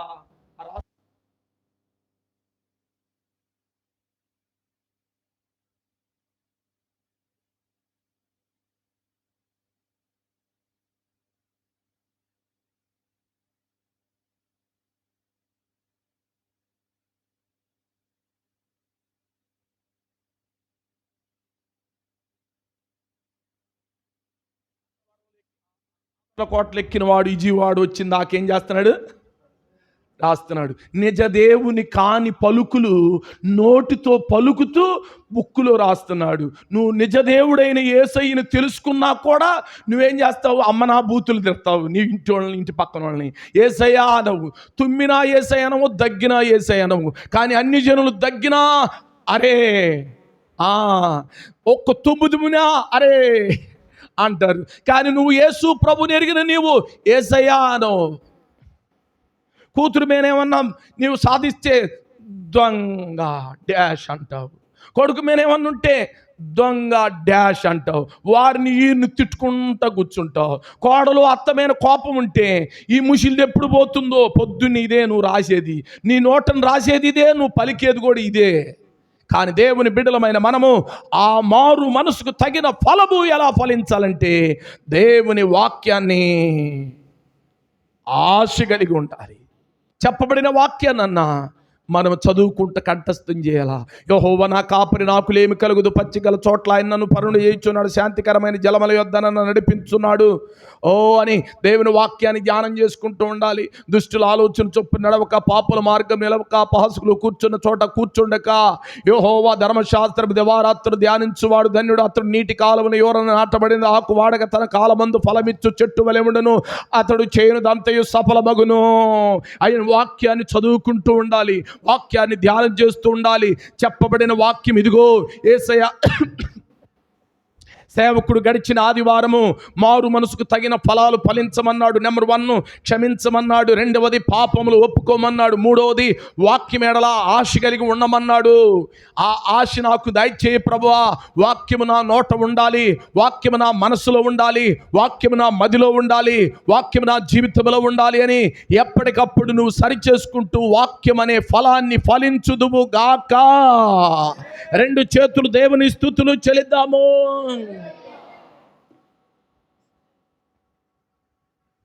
4వ ఫలాన్ని చూద్దాం. గలతీయులకు రాసిన పత్రిక 5వ అధ్యాయం 22వ వచనము. గలతీయులకు రాసిన పత్రిక 5వ అధ్యాయం 22వ వచనం చదువుకుందాం. ప్రేమ ఆత్మ ఫలములు ఏమనగా, ఆత్మ ఫలములు ఏమనగా ప్రేమ, సంతోషము, సమాధానము, దీర్ఘశాంతము, దయాళత్వము, మంచితనము, విశ్వాసము, సాత్వికము, దయాళత్వము, సాత్వికము, ఆశ నిగ్రహము. ఇట్టి వాటికి విరోధమైన నియమము ఏదియూ లేదు. క్రీస్తు యేసు సంబంధులు శరీరమును దాని ఇచ్చలతో దురాశలతో సిలువ వేయబడి ఉన్నారు. ఇది నీతి క్రియలు. మారు మనసుకు తగిన ఫలములు ఫలించేవారు ఎప్పుడు ఏం కలిగి ఉంటారట? ఇక్కడ రాయబడి ఉంది, ప్రేమ కలిగి ఉంటారు. సంతోషంగా అక్క వందనాలు, అక్క చిన్నమ్మ వందనాలు, అన్నయ్య వందనాలు, బాగున్నారా, ఒకళ్ళనొకళ్ళు పలకరించుకుంటారు. సంతోషంగా వాళ్ళ హృదయంలో ఉన్న ఆనందాన్ని పంచుకుంటారు. ప్రేమ కలిగి ఉంటారు. అన్నయ్య బాగున్నావా, అక్క బాగున్నావా, ఏంటి నేను రాత్రి ప్రార్థన రాలేదు, అక్క ఎక్కడికి వెళ్ళావు, పలకరింపు, హెచ్చరిక, గద్దింపు, ప్రేమ కలిగి ఉంటారు. ఇది నీతి క్రియలు అన్నమాట. నీతి క్రియలనే ఫలమును ఫలించాలి. రెండోది అక్కడ ఏమనుంది? సమాధానము. అమ్మా బాగున్నా, ఏం బాగులేండి మా బాగు. అరే బాగున్నావంటే ఏం బాగున్నా, బాగైంది అట్కారమా, ఏం మమకారమా, ఏ కారం అది? ఏం బాగులేండి మా బాగు, ఎట్టున్నాములే, బూతులు వంకరలు తిప్పుతూ ఉంటారు. వందనాలమ్మా అంటే వందనాలయ్య గారు, అయ్యా సహోదరుడా వందనాలయ్యా. అది ఏముంటే? సమాధానం ఉంటే. అందుకే దేవుని వాక్యంలో సువార్తలో రాబడింది, ఆయనకిష్టులైన మనుషులకు భూమి మీద సమాధానము ఉండునుగా. ఆయనకి ఇష్టంగా ఉంటే నువ్వు సమాధానంగా భార్యతో, భర్తతో, బిడ్డలతో, కుటుంబంతో, రక్త సంబంధికులతో, సంఘ సహోదరులతో సమాధానంగా ఉంటావు. సమాధానం నీలో లేదు అంటే నీలో ఇంకా ఆ వ్యక్తుల మీద పగ, ద్వేషము, ప్రతీకారము ఇంకా నీలో ఉన్నాయి అన్నమాట. అందుకే సమాధానం లేదు నా ప్రియ తల్లి, చెల్లి, తమ్ముడు. సమాధానం లేదు. ఇంకా ఏ ఫలము? ఇంకేమన్నాడు? సమాధానము, దీర్ఘశాంతము, దయాళత్వము, మంచితనము, విశ్వాసము, సాత్వికము, ఆశ నిగ్రహము. ఇవి నీతి క్రియలు. మారు మనసుకు తగిన ఫలాల్లో ఇవి ఒక ఫలాలు. ఈ ఉన్నాయా నీలో? ఒక్కటన్నుందా? 9 ఫలాలు. కనీసం ఒక్క ఫలం ఉందా? ప్రేమ ఉందా? ఒక్క ఫలముందా? రెండవది సంతోషం. ఒక్క ఫలముందా? సమాధానం. దీర్ఘశాంతం ఉందా? దయాళత్వం ఉందా? మంచితనం ఉందా? సాత్వికం ఉందా? ఏ ఫలములు లేనివాడిగా ఉన్నావేమో. ఈ ఉదయకాలము ప్రభు నీతో మాట్లాడుతున్నాడు. ఈ నీతి క్రియలు కలిగి ఉండు. కానీ ఇవి ఉండవు. కానీ చాలామంది జీవితంలో ఇవి ఉంటాయి. ఏంటో నేను చదువుతున్నాను వినండి. 19వ వచనము, శరీర కార్యములు స్పష్టమై ఉన్నవి. అవేవనగా ఏమంట? 1 అవేవనగా జారత్వము, అపవిత్రత, కామాతృత, విగ్రహారాధన, అభిచారము, ద్వేషములు, కలహములు, మత్సరములు, క్రోధములు, కక్షలు, భేదములు, విమతములు, అసూయలు, మత్తతులు, అల్లరితో కూడిన ఇవన్నీ ఉంటాయి. నీతి క్రియలు అనే ఫలాలు మన దగ్గర లేకపోవచ్చేమో, కానీ ఈ మాత్రం ఉన్నాయి. ఇవన్నీ చాలా ఉన్నాయి. ఏంటంటే శరీర కార్యములు స్పష్టమై ఉన్నవి. అవేమనగా జారత్వము, అపవిత్రత, కామకత్వము, విగ్రహారాధన, అభిచారము, ద్వేషము, కలహము, మత్సరము, క్రోధములు, కక్షలు, భేదములు, విమతములు, అసూయలు, మత్తతులు, అల్లరితో కూడిన ఆటపాటలు. ఒకవేళ ఇవి ఉంటే గొడ్డలి చెట్టు వేరున ఉన్నది, జాగ్రత్త. కానీ మనలో ఉండవలసింది నీతి క్రియలు అనే ఫలాలు. ఏమిటి? ప్రేమ, సంతోషము, సమాధానము, దీర్ఘశాంతము, దయాళత్వము, మంచితనము, విశ్వాసము, సాత్వికము. అది ఈ నీతి క్రియలు ఎవరిలో ఉంటేవి? మారు మనసుకు తగిన ఫలాలు ఫలించే వారిలో ఉంటాయి. ఒక 2 విషయాలు చెప్పి నేను త్వరగా ముగిస్తాను. అపోస్తుల కార్యములు 9వ అధ్యాయం 19వ వచనం కూడా చదువుకుందాము. అపోస్తుల కార్యములు 9వ అధ్యాయం 19వ వచనమును చదువుకుందాం. 9:19 పిమ్మట అతడు దమస్కులో ఉన్న శిష్యులతో కూడా కొన్ని దినములు ఉండెను. చాలు, విశ్వాసుల సహవాసము చెయ్యాల. అందరు చెప్పండి ఈ మాట. ఖాళీ దొరికితే సేవకుడి దగ్గరికి, ఖాళీ దొరికితే 2 దేవుని బిడ్డలు కూర్చొని, అన్నయ్య ఏం గెలుస్తుంది అంటావు, మన ఊర్లో ఎక్కువ ఎవరికేసి ఉంటారంటావు, ఈ కాదు సోది చెత్త చెదారం కాదు. తమ్ముడు రా ప్రార్థన చేసుకుందాం, మారు మనసుకు తగిన ఫలములు ఫలిద్దాం. ఎవడు గెలిస్తే మనకెందుకు, ఎవడు గెలవపోతే మనకెందుకు, కానీ ప్రభు సన్నిధిలో ప్రార్థన చేద్దాం అని ఆ అనుభవంలోనికి అదిగో అపోస్తుడైన పౌలు గారు దమస్కు వెళ్ళినప్పుడు శిష్యుల దగ్గర కొన్ని దినాలు ఉన్నాడంట.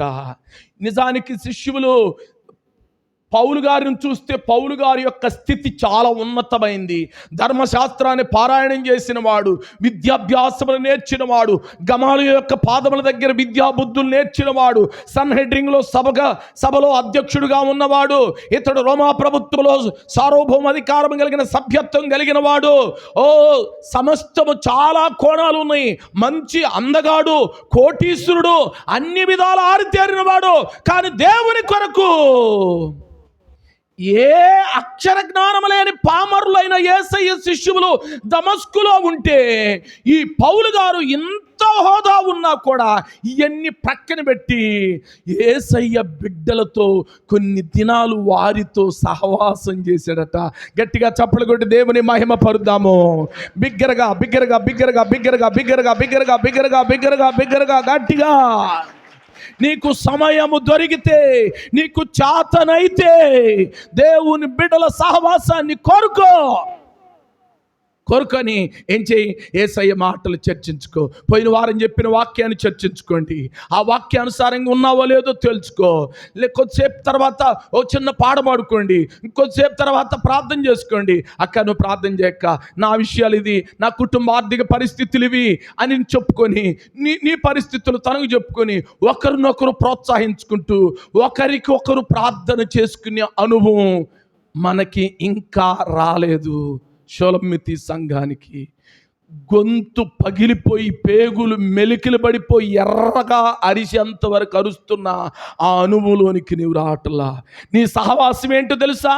నీ సహవాసం నీ మాట వినే వాళ్ళ దగ్గరికి వెళ్ళి తెగెళ్తా ఉంటావు. ఏం సంగతులేంది? ఎటకారపు మాటలు, ఎటకారపు ఆలోచనలు, ఎటకారపు హేళనకరమైన మాటలు. ఏం పిల్ల, ఏంటి అలా ఇలా ఎటకారపు మాటలు, స్వయం మాటలు, దరిద్ర మాటలు, దయ్యపు మాటలు మాట్లాడుకుంటా సమయం అంతా ఎగతాళిగా మాట్లాడుకుంటా ఆ సహవాసానికి ఎక్కువ సమయం ఇస్తావు. కానీ ఇక్కడ అపోస్తుడైన పౌలయ్య గారు అదుగో శిష్యులు దమస్కులో ఉన్నారని తెలుసుకొని వారితో సహవాసం చేశాడట. మనం ఇంకా గమనిస్తే ఇక్కడ అపోస్తుల కార్యములో ఒక చక్కని మాట ఉంది చూడండి. 12వ అధ్యాయము 12వ వచనం చదవండి దయచేసి.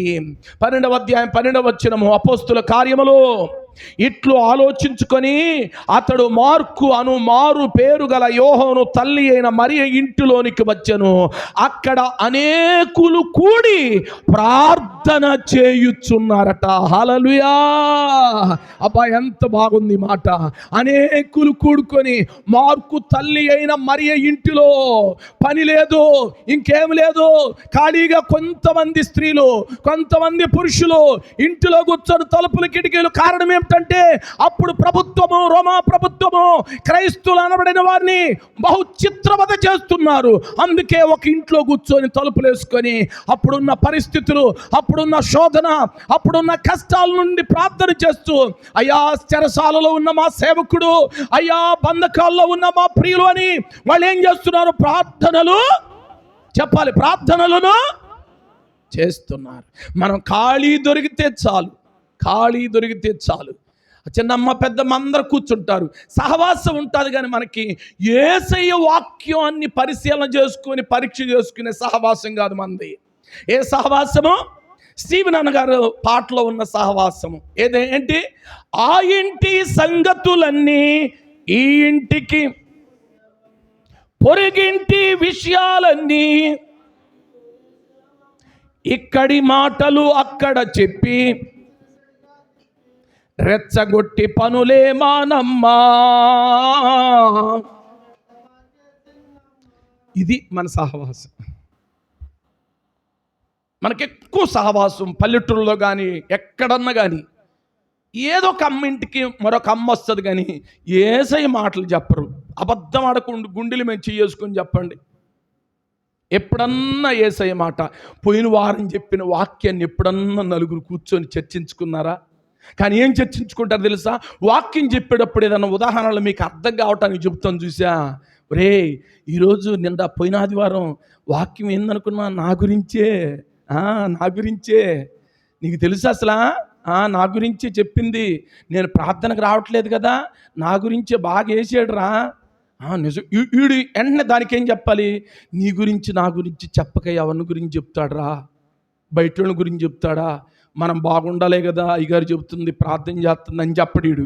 వీడు కూడా వెంటనే ఏం చేస్తాడు? ఎండి మిరగాయి, చిన్నులపాయి, జీలకర్ర, ఆవాలు, మెంతులు, చివరిలో కరేపాయంగా చటపట పటపట అంటది. ఇద్దరు కలిసి మూడో వాడికి అంటిస్తారు. ఆ మూడో వాడు కూడా నిజమే, అంతకుముందు వారు నా గురించి చెప్పాడు. నాలుగో వాడు బయలుదేరతాడు. 15 రోజులు ఎప్పుడు చెప్పినా ఇంకా మనల్ని గురించి అనరా. మనల్ని గురించి అంటే వాక్యం ఏంటి? సరిచేసేది కదా. ఆ సత్యాన్ని నువ్వు ఎందుకు గ్రహింపులోనికి తీసుకొని రాకుండా ఈ సహవాసాన్ని కలిగి దుష్ట ఆలోచనలు చేసి, దుష్ట సాంగత్యం చేసి, దేవుని సేవకుడి మీద తిరుగుబాటు స్వభావాన్ని, తిరుగుబాటు బావుట జెండాన్ని ఎగరేస్తున్నావు. ఆ మనసు నీలో యేసు నామమున నశించునుగాక. దైవ ప్రేమ కలిగి నిన్ను నీవు సరి చేసుకొని, తమ్ముడు రే ఇదిగో ఈ దినం ఉపవాసముని ప్రార్థన చేసుకుందాం. మన సంఘం, మన బిడ్డలు, మన కుటుంబ సభ్యులు అలా దేవుని కొరకు బలమైన సాధనాలుగా ఉండాలని ప్రార్థన చేసుకుందాం. రే రా తిమోతి రా, రే యోనతన్ రా, రే సుబ్బారావు రా, అప్పారావు రా కూర్చుందాం, ప్రార్థన చేద్దాం. ఏదో ఒకటి ఇళ్లలో అయితే గందరగోళంగా ఉంటుంది కానీ అది పోదాం పదండి. ఆ కాలువ దగ్గరకు బీచ్ పక్కకు గేటాలని ప్రార్థన చేసుకుందాం. దమస్కులోకి వెళ్ళి శిష్యువుల దగ్గర కొన్ని దినములు గడిపాడంట. హల్లెలూయా. నీకు ఆ అనుభవం ఉందా? అదొక ఫలం. విశ్వాసులు సహవాసం, దేవుని బిడ్డలతో సహవాసం, దేవుని సేవకులతో సహవాసం. అయ్యగారు ఏం చేద్దాం? ఎప్పుడన్నా ఇలాంటి సహవాసం కలిగి ఎప్పుడన్నా ఆలోచనలు ముచ్చడించావా? అయ్యగారు ఏం చేద్దాం? దేవుని పని ఇంకా మెరుగ్గా ఏమైనా తీసుకెళ్దామా? మరి ఈ సంవత్సరం ఏదైనా సభలు ఏర్పాటు చేద్దామా? ఏదైనా ఉపవాస కూడికలు ఏర్పాటు చేద్దామా? ఈ ఆలోచనలు నీలో లేవు. చెట్టు ఏరున గొడ్డలి జాగ్రత్త. దైవ సేవకులతోటి, దేవుని బిడ్డలతో, పరిశుద్ధులతో సహవాసం కలిగి ఉండు. మారు మనసుకు తగిన ఫలములు, మారు మనసుకు తగిన ఫలములు. హల్లెలూయా. పౌలయ్య గారు అంత స్థితి ఉండి కూడా పేతురు అక్షర జ్ఞానం లేను ఆయన దగ్గరికి వెళ్ళి ఏం చేశాడు? సహవాసం. కానీ చాలాసార్లు మనకు అహం అన్నమాట. నేనేంటి, నా పరిస్థితి ఏంటి, వాడి దగ్గరికి నేను వెళ్ళటం ఏంది, వాడు నా దగ్గరికి రావాలని. ఇది మనలో ఉన్న డంబం. ఈ డంబం నశించును కాక. పౌలు ఇంత స్థితిలో, ఇంత కోటీశ్వరుడు, విద్యావేత్త, తత్వవేత్త, సన్హెడ్రింగ్ సభలో సభ్యుడు, అన్ని కోణాల్లో ఆరితేరిన వాడు, ధర్మశాస్త్రాన్ని పారాయణం చేశాడు, గమల యొక్క పాదముల దగ్గర విద్యాభ్యాసాలు నేర్చుకున్నాడు, ఇంచుమించు 14 పత్రికలు రాశాడు. క్రొత్త నిబంధన సగభాగం అంతా ఆయనే రాశాడు. అయినప్పటికీ యేసయ్య శిష్యువులు ఉన్న స్థలానికి వెళ్ళి ఏం చేశాడంట? ఆ మాట భలే ఉందండి, చదువుతారా మాట? ఏమంటున్నాడు అక్కడ? 9:19 9:19 ఏమంటున్నాడు? పిమ్మట అతడు దమస్కులో ఉన్న శిష్యులతో కూడా కొన్ని దినాలు 1 గంట కూర్చో కనీసం సహవాసంలో దేవుని బిడ్డలతో కొన్ని దినాలే ఉన్నాడటండి. ఆహా, ఇంట్లో ఒక్క దగ్గర నుండి 100 లీటర్ల అమృతం ఉన్నా కూడా ఏ ఇబ్బంది ఉండదు. 2 చుక్కలు కలిసింది ఒక హాఫ్ లీటర్ ఉన్నా కూడా ఏమై, భార్య మీద కోపం, భర్త మీద కోపం, బిడ్డల మీద కోపం, ఇంట్లో డబ్బా తీసుకొని ఆవుతుని ఎత్తిపోసుకుంటారు, దెబ్బకు చచ్చూరుకుంటారు.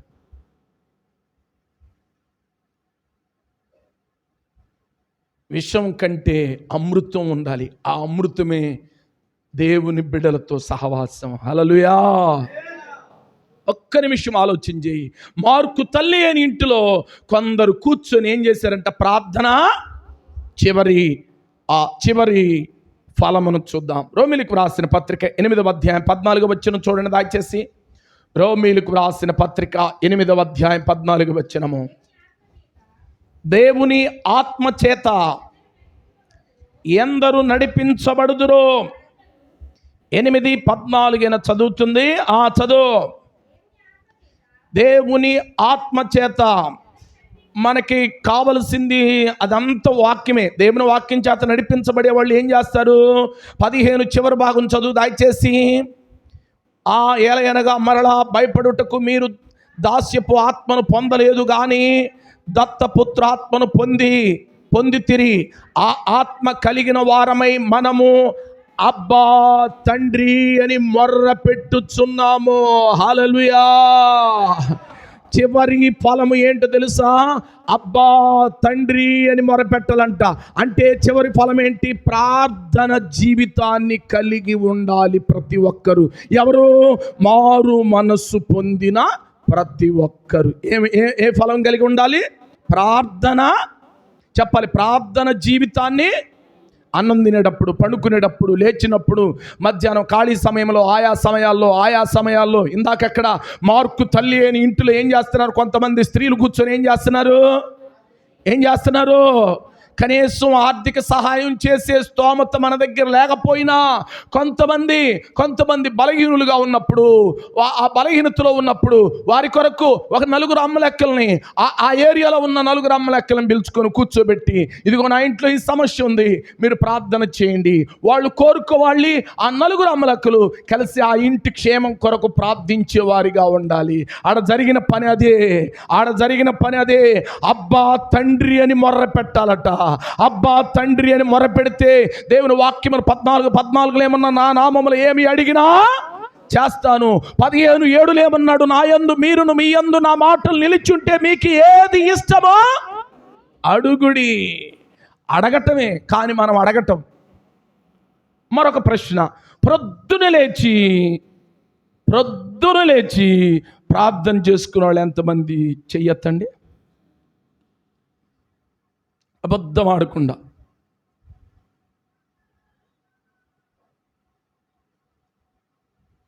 చూసారా? Very good. మిగతా వాళ్ళు చేసుకోలేదన్నమాట. ఆ ఫలం మన దగ్గర లేదు. చెట్టు గొడ్డలి ఏరున గొడ్డలి ఏం చేయబడింది? ఒకసారి చూస్తాడు, 2 సార్లు చూస్తాడు, 3 సార్లు చూస్తాడు, 4 సార్లు చూస్తాడు, నరికేస్తాడు.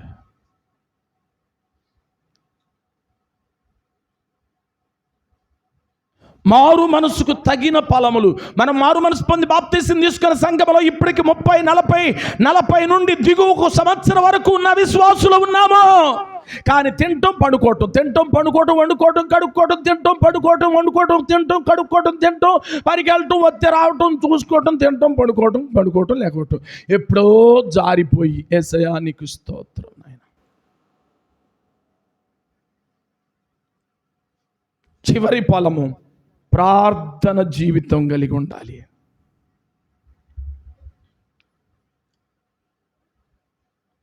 ప్రార్థన జీవితం కలిగి ఉండాలి.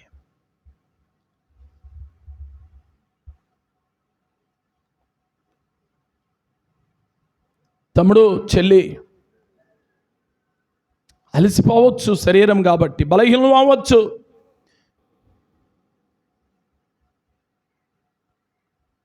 ఈ ఫలము తక్కువ కాకూడదు. అన్యులతో సహవాసం కలిగితే నువ్వు ప్రార్థన జీవితం ఎన్నడూ చేయలేవు. దేవుని బిడ్డలతో సహవాసం చేస్తే ప్రార్థన చేయాలనే ఆరాటం కలిగి ఉంటావు.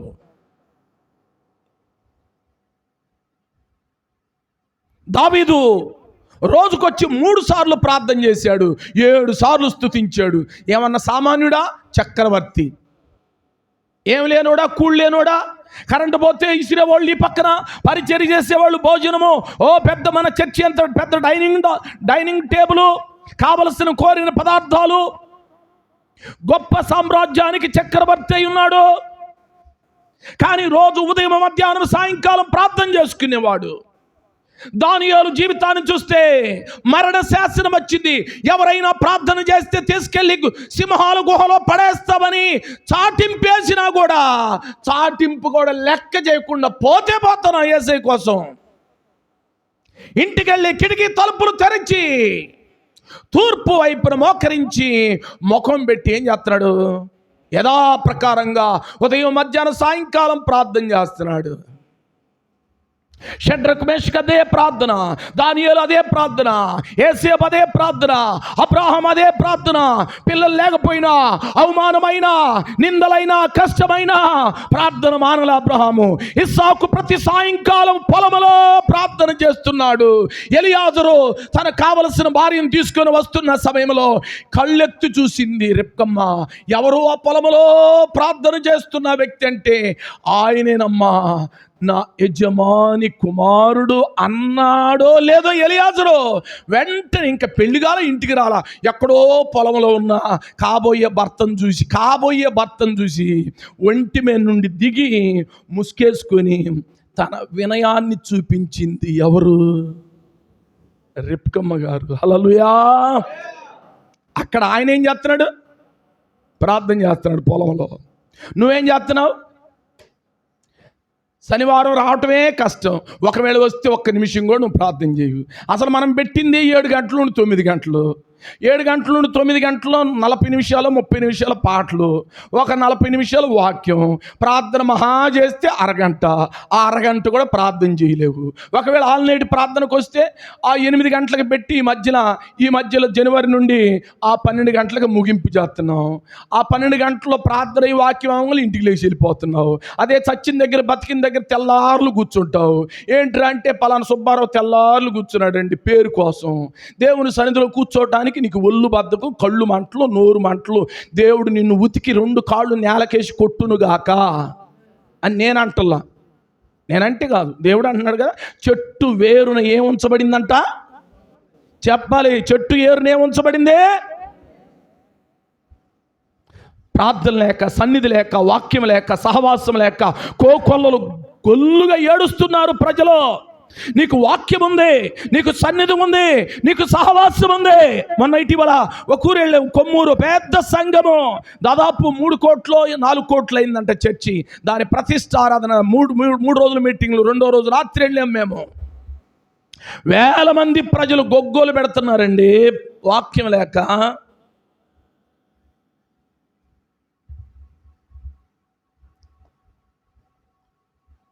ఈ ఫలము ఫలించు, దీవించబడతావు. హల్లెలూయా. మారు మనస్సుకు తగిన ఫలములు. నెంబర్ 1, మొదటి ఫలము ఇతరులను క్షమించాలి. యేసయ్య మనల్ని క్షమించినట్లు మనం కూడా ఏం చేయాలా? ఊరుకోండి, క్షమించాలా?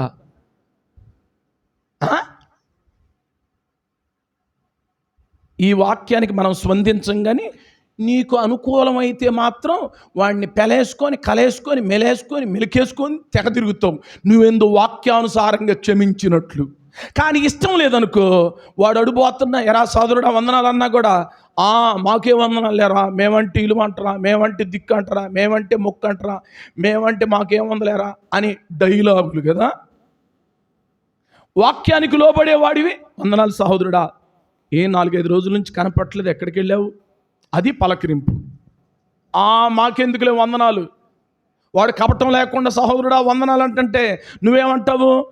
మాకెందుకులే వందనాలు అయ్యా, మీరు భక్తి కలిగిన వాళ్ళు, మీరు నీతిమంతులే, అన్నీ నువ్వే అంటున్నావు. అంటే నీ దగ్గర నీతి లేదు, భక్తి లేదు, ప్రార్థన లేదు, ఏమి లేదని నువ్వే చెప్పుకుంటున్నావు డైరెక్ట్గా. వద్దు. మారు మనస్సు పొంది బాప్తీసం తీసుకున్న వాళ్ళల్లో కలిగే ఫలాలు. నెంబర్ 1, యేసయ్య మనల్ని క్షమించినట్లు మనం కూడా ఏం చేయాలా? ఈ లైవ్ ద్వారా వింటున్న తమ్ముడు, చెల్లి, అమ్మ, అక్క, సహోదరి, ప్రేమతో మిమ్మల్ని ప్రేమిస్తూ ఉన్నాను. ఇతరుల్ని క్షమించే కార్యక్రమం చెయ్యి నువ్వు కూడా ఈ రోజు నుంచి. వాళ్ళెంత దేవుడే చూసుకుంటాడు, దేవుడే చూసుకుంటాడు. క్షమించు, క్షమించు. యేసయ్య ప్రేమను బట్టి క్షమించు. రెండవది ఫలము, మన పాపములు ఏ రోజుకు ఆ రోజు ఏం చేయాలో ఒప్పుకోవాలి. ఏం చేయాలా? ఒప్పుకొని విడిచిపెట్టాలి. మూడవ ఫలము, వాక్యము కొరకు ఆశ కలిగి ఉండాలి. దేని కొరకు? వాక్యం. ఈరోజు వాక్యం చదవకపోతే ఏదో పోయినట్లుగా అనిపించాలి, ఏదో కోల్పోయినట్లుగా ఉండాలి. నీకు వాక్యము కొరకు ఆశ కలిగి ఉండాలి. హల్లెలూయా.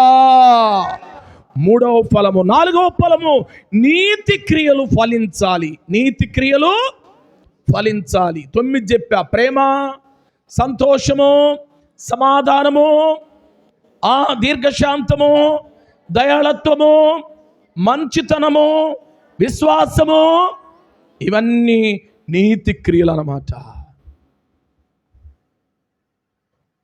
ఐదవది, విశ్వాసులతో సాధ్యమైతే దేవుని బిడ్డలతో సహవాసం చేయాలి. అందరు చెప్పండి, స్త్రీలు చెప్పండి.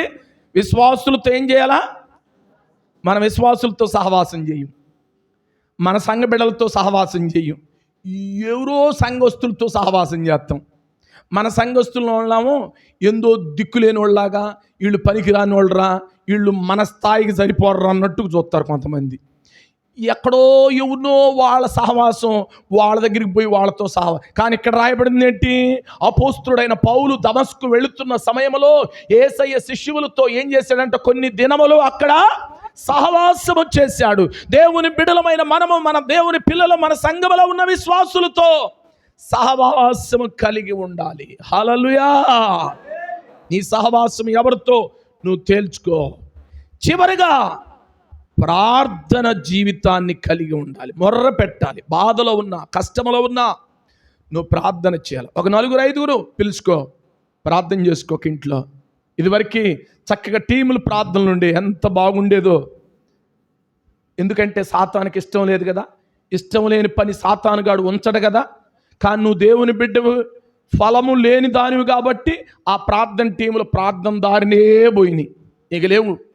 ఎక్కడ మన సహోదరులు, ఇదిగో అక్కడ ఈ ప్రాంతంలో ఆ మణిమ్మ గారు, అలానే ఆ వెస్లీ భార్య, లేకపోతే ఇంకా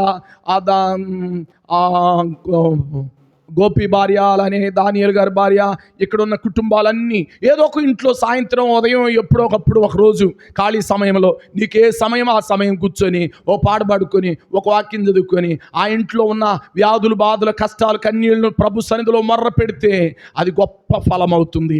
ఆ ప్రార్థన వలన ఆ కుటుంబానికి క్షేమం కలుగుతుంది. హల్లెలూయా.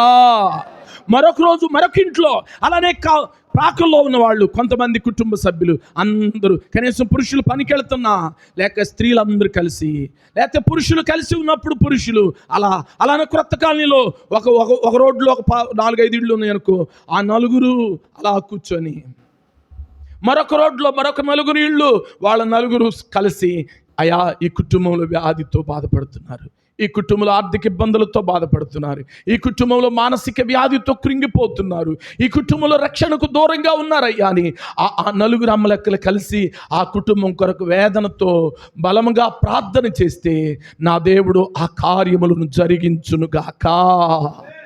కానీ నువ్వు అలా చేయటలా, వ్యక్తిగత ప్రార్థన లేదు, సహవాస ప్రార్థన లేదు, ఇరుగు పొరుగు వారితో కలిసి కూర్చొని ప్రార్థనే లేదు. ఇంకేం ప్రార్థన? ఏం ప్రార్థన మందంటే, చిన్నమ్మ ఈ సంగతి తెలుసా, వదిన ఈ సంగతి తెలుసా, అదే దానయ్యపేటలోనంట పాకల్లో ఎవరు దూరాడంట, వాడింట్లో నువ్వు దూరితే, వాడు దూరితే నీకెందుకు వచ్చిన బాధ? వాడు దూరాడు, వీడు దూరాడు, ఏ ఇంట్లోకి ఎవడు వెళ్ళాడు, ఎవరి ఇంట్లో ఏం చేస్తున్నారు, ఈ సోది ఎందుకు మనకి? దేవునికి లెక్క చెప్పాలి. ప్రతి మాటకు తీర్పు దినముల లెక్క చెప్పాలి. సాధ్యమైతే కలిసి కూర్చొని ప్రభు వాళ్ళ స్థితిని, ఆ చెడ్డ మనస్తత్వం వాళ్ళలో నుండి తీసివేయి ప్రభు అని ప్రార్థన చేయి. నువ్వు 10 మందికి ఇందు మూలంగా 50 మందికి తెలియజేయమన్నది కానీ నువ్వు చాటింపేసుకుని కూర్చొని 4 కూర్చోబెట్టుకొని ఆ సంగతులు ఈ సంగతులు ఎందుకు? నువ్వు కలిసి కూర్చొని కలిసి ప్రార్థన చేయి. ప్రభువా, నా సేవకుడు దూర ప్రాంతం వెళ్ళాడు, సేవకుడు వాక్యం చెప్తుండగా అనేక మంది ప్రజల హృదయం కదిలించబడి అనేక ఆత్మలు ప్రభు దగ్గరికి రావటానికి స్వతంత్రము దయచేయండి. నా సేవకుడు బలహీనుడు ప్రభువా, ఆత్మలో నింపి వాడుకో, బలపరచు. ప్రార్థన చేస్తావా? ప్రార్థన చేయి, దేవుడు నిన్ను దీవిస్తాడు. అక్కడ వాక్యము ద్వారా పట్టబడిన ఆత్మలకు రేపు యేసయ్య సన్నిధిలో ఆ ఆత్మలకు జవాబు కూడా నీవే అవుతావు. దానికి ప్రతిఫలము నువ్వు కూడా పొందుకుంటావు. కనుక ఈ ఫలములు ఫలించాలి. ఈ ఫలములు ఫలించని చెట్టు వేరున ఏముంచబడింది? గొడ్డలి. తేల్చుకో. ఈ చివరి ఆదివారం ప్రియా తల్లి, చెల్లి, తమ్ముడు, అమ్మ, 1 ఇతరులను క్షమించాలి. 2 పాపములను ఒప్పుకోవాలి. 3 వాక్యము కొరకు ఆశ కలిగి ఉండాలి. 4 నీతి క్రియలు చేయాలా. 5 విశ్వాసులతో సహవాసం కలిగి ఉండాలి. 6 ప్రార్థన జీవితాన్ని కలిగి ఉండాలి. అది ఎప్పుడైనా, ఎన్నడైనా, అందరు నిద్రపోయిన తర్వాత అయినా, తెల్లవారిగట్లైనా, మధ్యాహ్నమైన, నీకెప్పుడు అవకాశం ఇస్తే అప్పుడు ప్రభు సన్నిధిలో అక్క రాక, వదినారా, చెల్లిరా, కూర్చుందాం, కాసేపు ప్రార్థన చేసుకుందాం. ఆ సమస్య ఏంటో అక్కడ చెప్పుకోండి. ఆ 4 కలిసి ప్రార్థన చేస్తారు. ఈ ఫలము ఫలించట ఎంత బాగుంటుంది. మారు మనసుకు తగిన ఫలాలు ఇవి. అందరూ చెప్పండి, మారు మనసుకు తగిన ఫలాలు.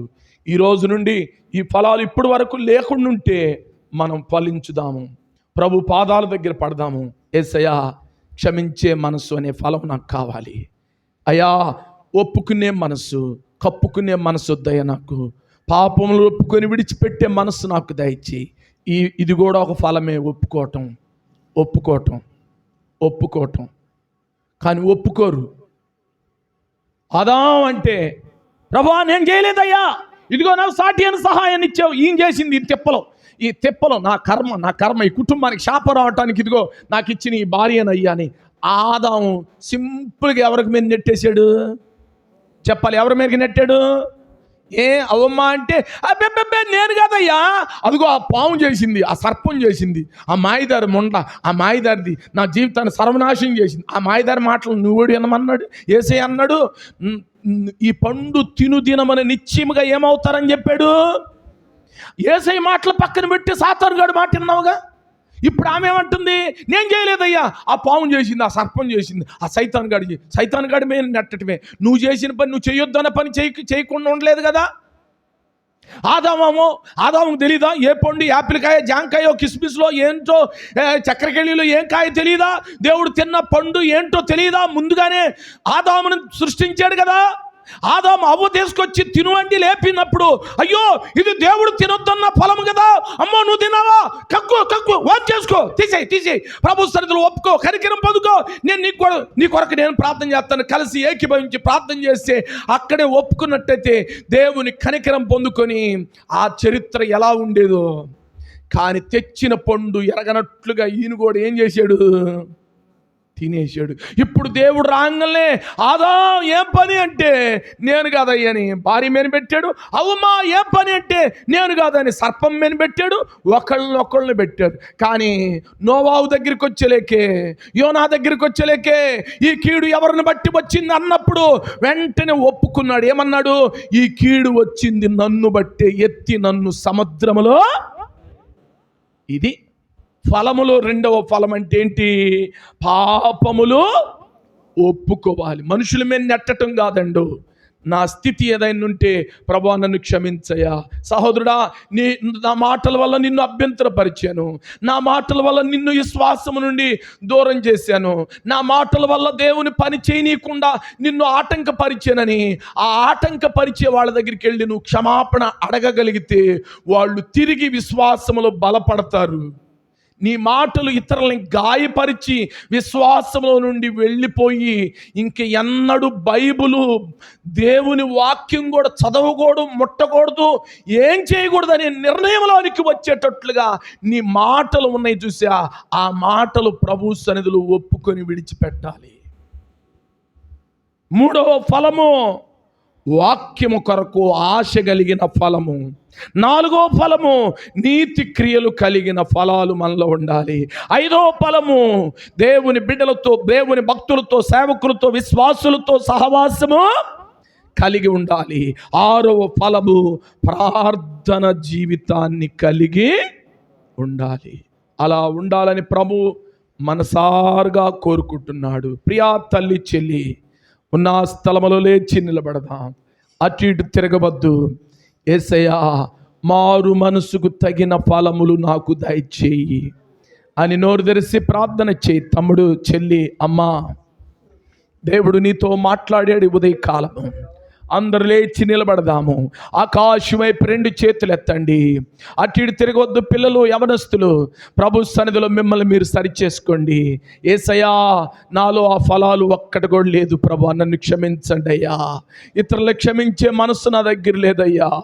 అయ్యా, క్షమించే మనసు నాకు దయచేయండి, నేర్పించండి అయ్యా. అయ్యా అని ప్రార్థన చేయండి. పాపములను ఒప్పుకొని విడిచిపెట్టే మనస్సు, ఆ ఫలము నేను కలిగి ఉండాలని ప్రభు సన్నిధిలో ఒప్పుకుందాము. యేసయ్యా, నీ కనికరము నా మీదకి రానిండి అయ్యా. అయ్యా, వాక్యం ఎడల ఆశ కలిగిన జీవితం నాకు నేర్పించండి. వాక్యం అంటే ఆసక్తి కలిగి ఉండాలి ప్రభువా. అయ్యా, నీతి క్రియలను జరిగించే వ్యక్తిగా ఉండాలయ్యా. యేసయ్యా, నీతి క్రియలను జరిగించే వ్యక్తిగా ఉండాలి. ప్రార్థన చేయండి. నోరు తెరవండి దయచేసి. యేసయ్య బిడ్డలతో సహవాసం చేయాలా? యేసయ్య బిడ్డలతో సహవాసము, విశ్వాసులతో సహవాసం కలిగి ఉండాలి. అలానే ప్రార్థన జీవితాన్ని కలిగి ఉండాలి. ఇవి ఏవి నా జీవితంలో లేవయ్యా, నన్ను క్షమించయని చెప్పు. తమ్ముడు, చెల్లి, అమ్మ, అక్క, అందరూ ఆకాశం వైపు 2 చేతులు ఎత్తండి. యవనస్తులు, స్త్రీలు, పురుషులు ఆకాశం వైపు చేతులు ఎత్తుదాం. ఆకాశం వైపు చేతులు ఎత్తుదాము. బిగ్గరగా యేసయ్య సన్నిధిలో అబ్బా తండ్రి అని మొర్ర పెట్టండి. యేసయ్య, మారు మనసుకు పొంది తగిన ఫలములు నాలో లేవయ్యా అని అడగదాము. మారు మనస్సుకు తగిన ఫలములు ఈ రోజు నుండి నేను ఫలిస్తానయ్యా అని తీర్మానం చేసుకో. నోర్తెరో.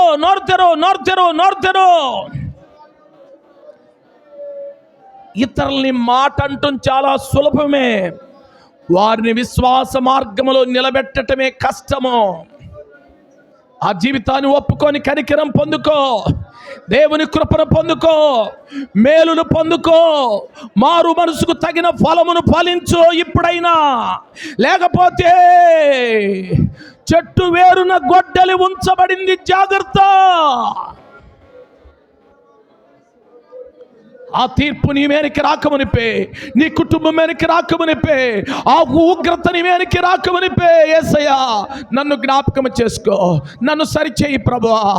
నీకు ఇష్టంగా, నీకు ప్రియమైన వారిగా నన్ను చేయి ప్రభు అని ప్రార్థన చేసుకో. లార్డ్, థ్యాంక్ యూ ఫాదర్, నీ కొందనాలు. స్తోత్రము. ఈ మధ్యాహ్నం, ఈ ఉదయం మమ్మల్ని దాటి వెళ్ళవద్దయ్యా. ఈ ఉదయకాలం మమ్మల్ని దాటి వెళ్ళవద్దయ్యా. మారు మనసుకు తగిన ఫలము నా దగ్గర లేదయ్యా. మారు మనసుకు తగిన ఫలాలు నా దగ్గర లేవయ్యా. ఈ రోజు నుండి నన్ను ఫలింపు చెయ్యి. ఈ రోజు నుండి నన్ను ఫలభరితంగా ఉంచు. ఈ లైవ్ ద్వారా వింటున్న వారితో కూడా మీరు మాట్లాడండి అయ్యా.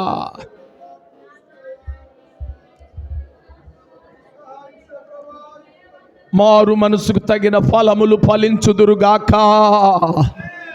మారు మనసుకు తగిన ఫలములు ఫలించుదురుగాక. ఈ రోజు నుండి మారు మనసుకు తగిన ఫలములు ఫలించుదురుగాక.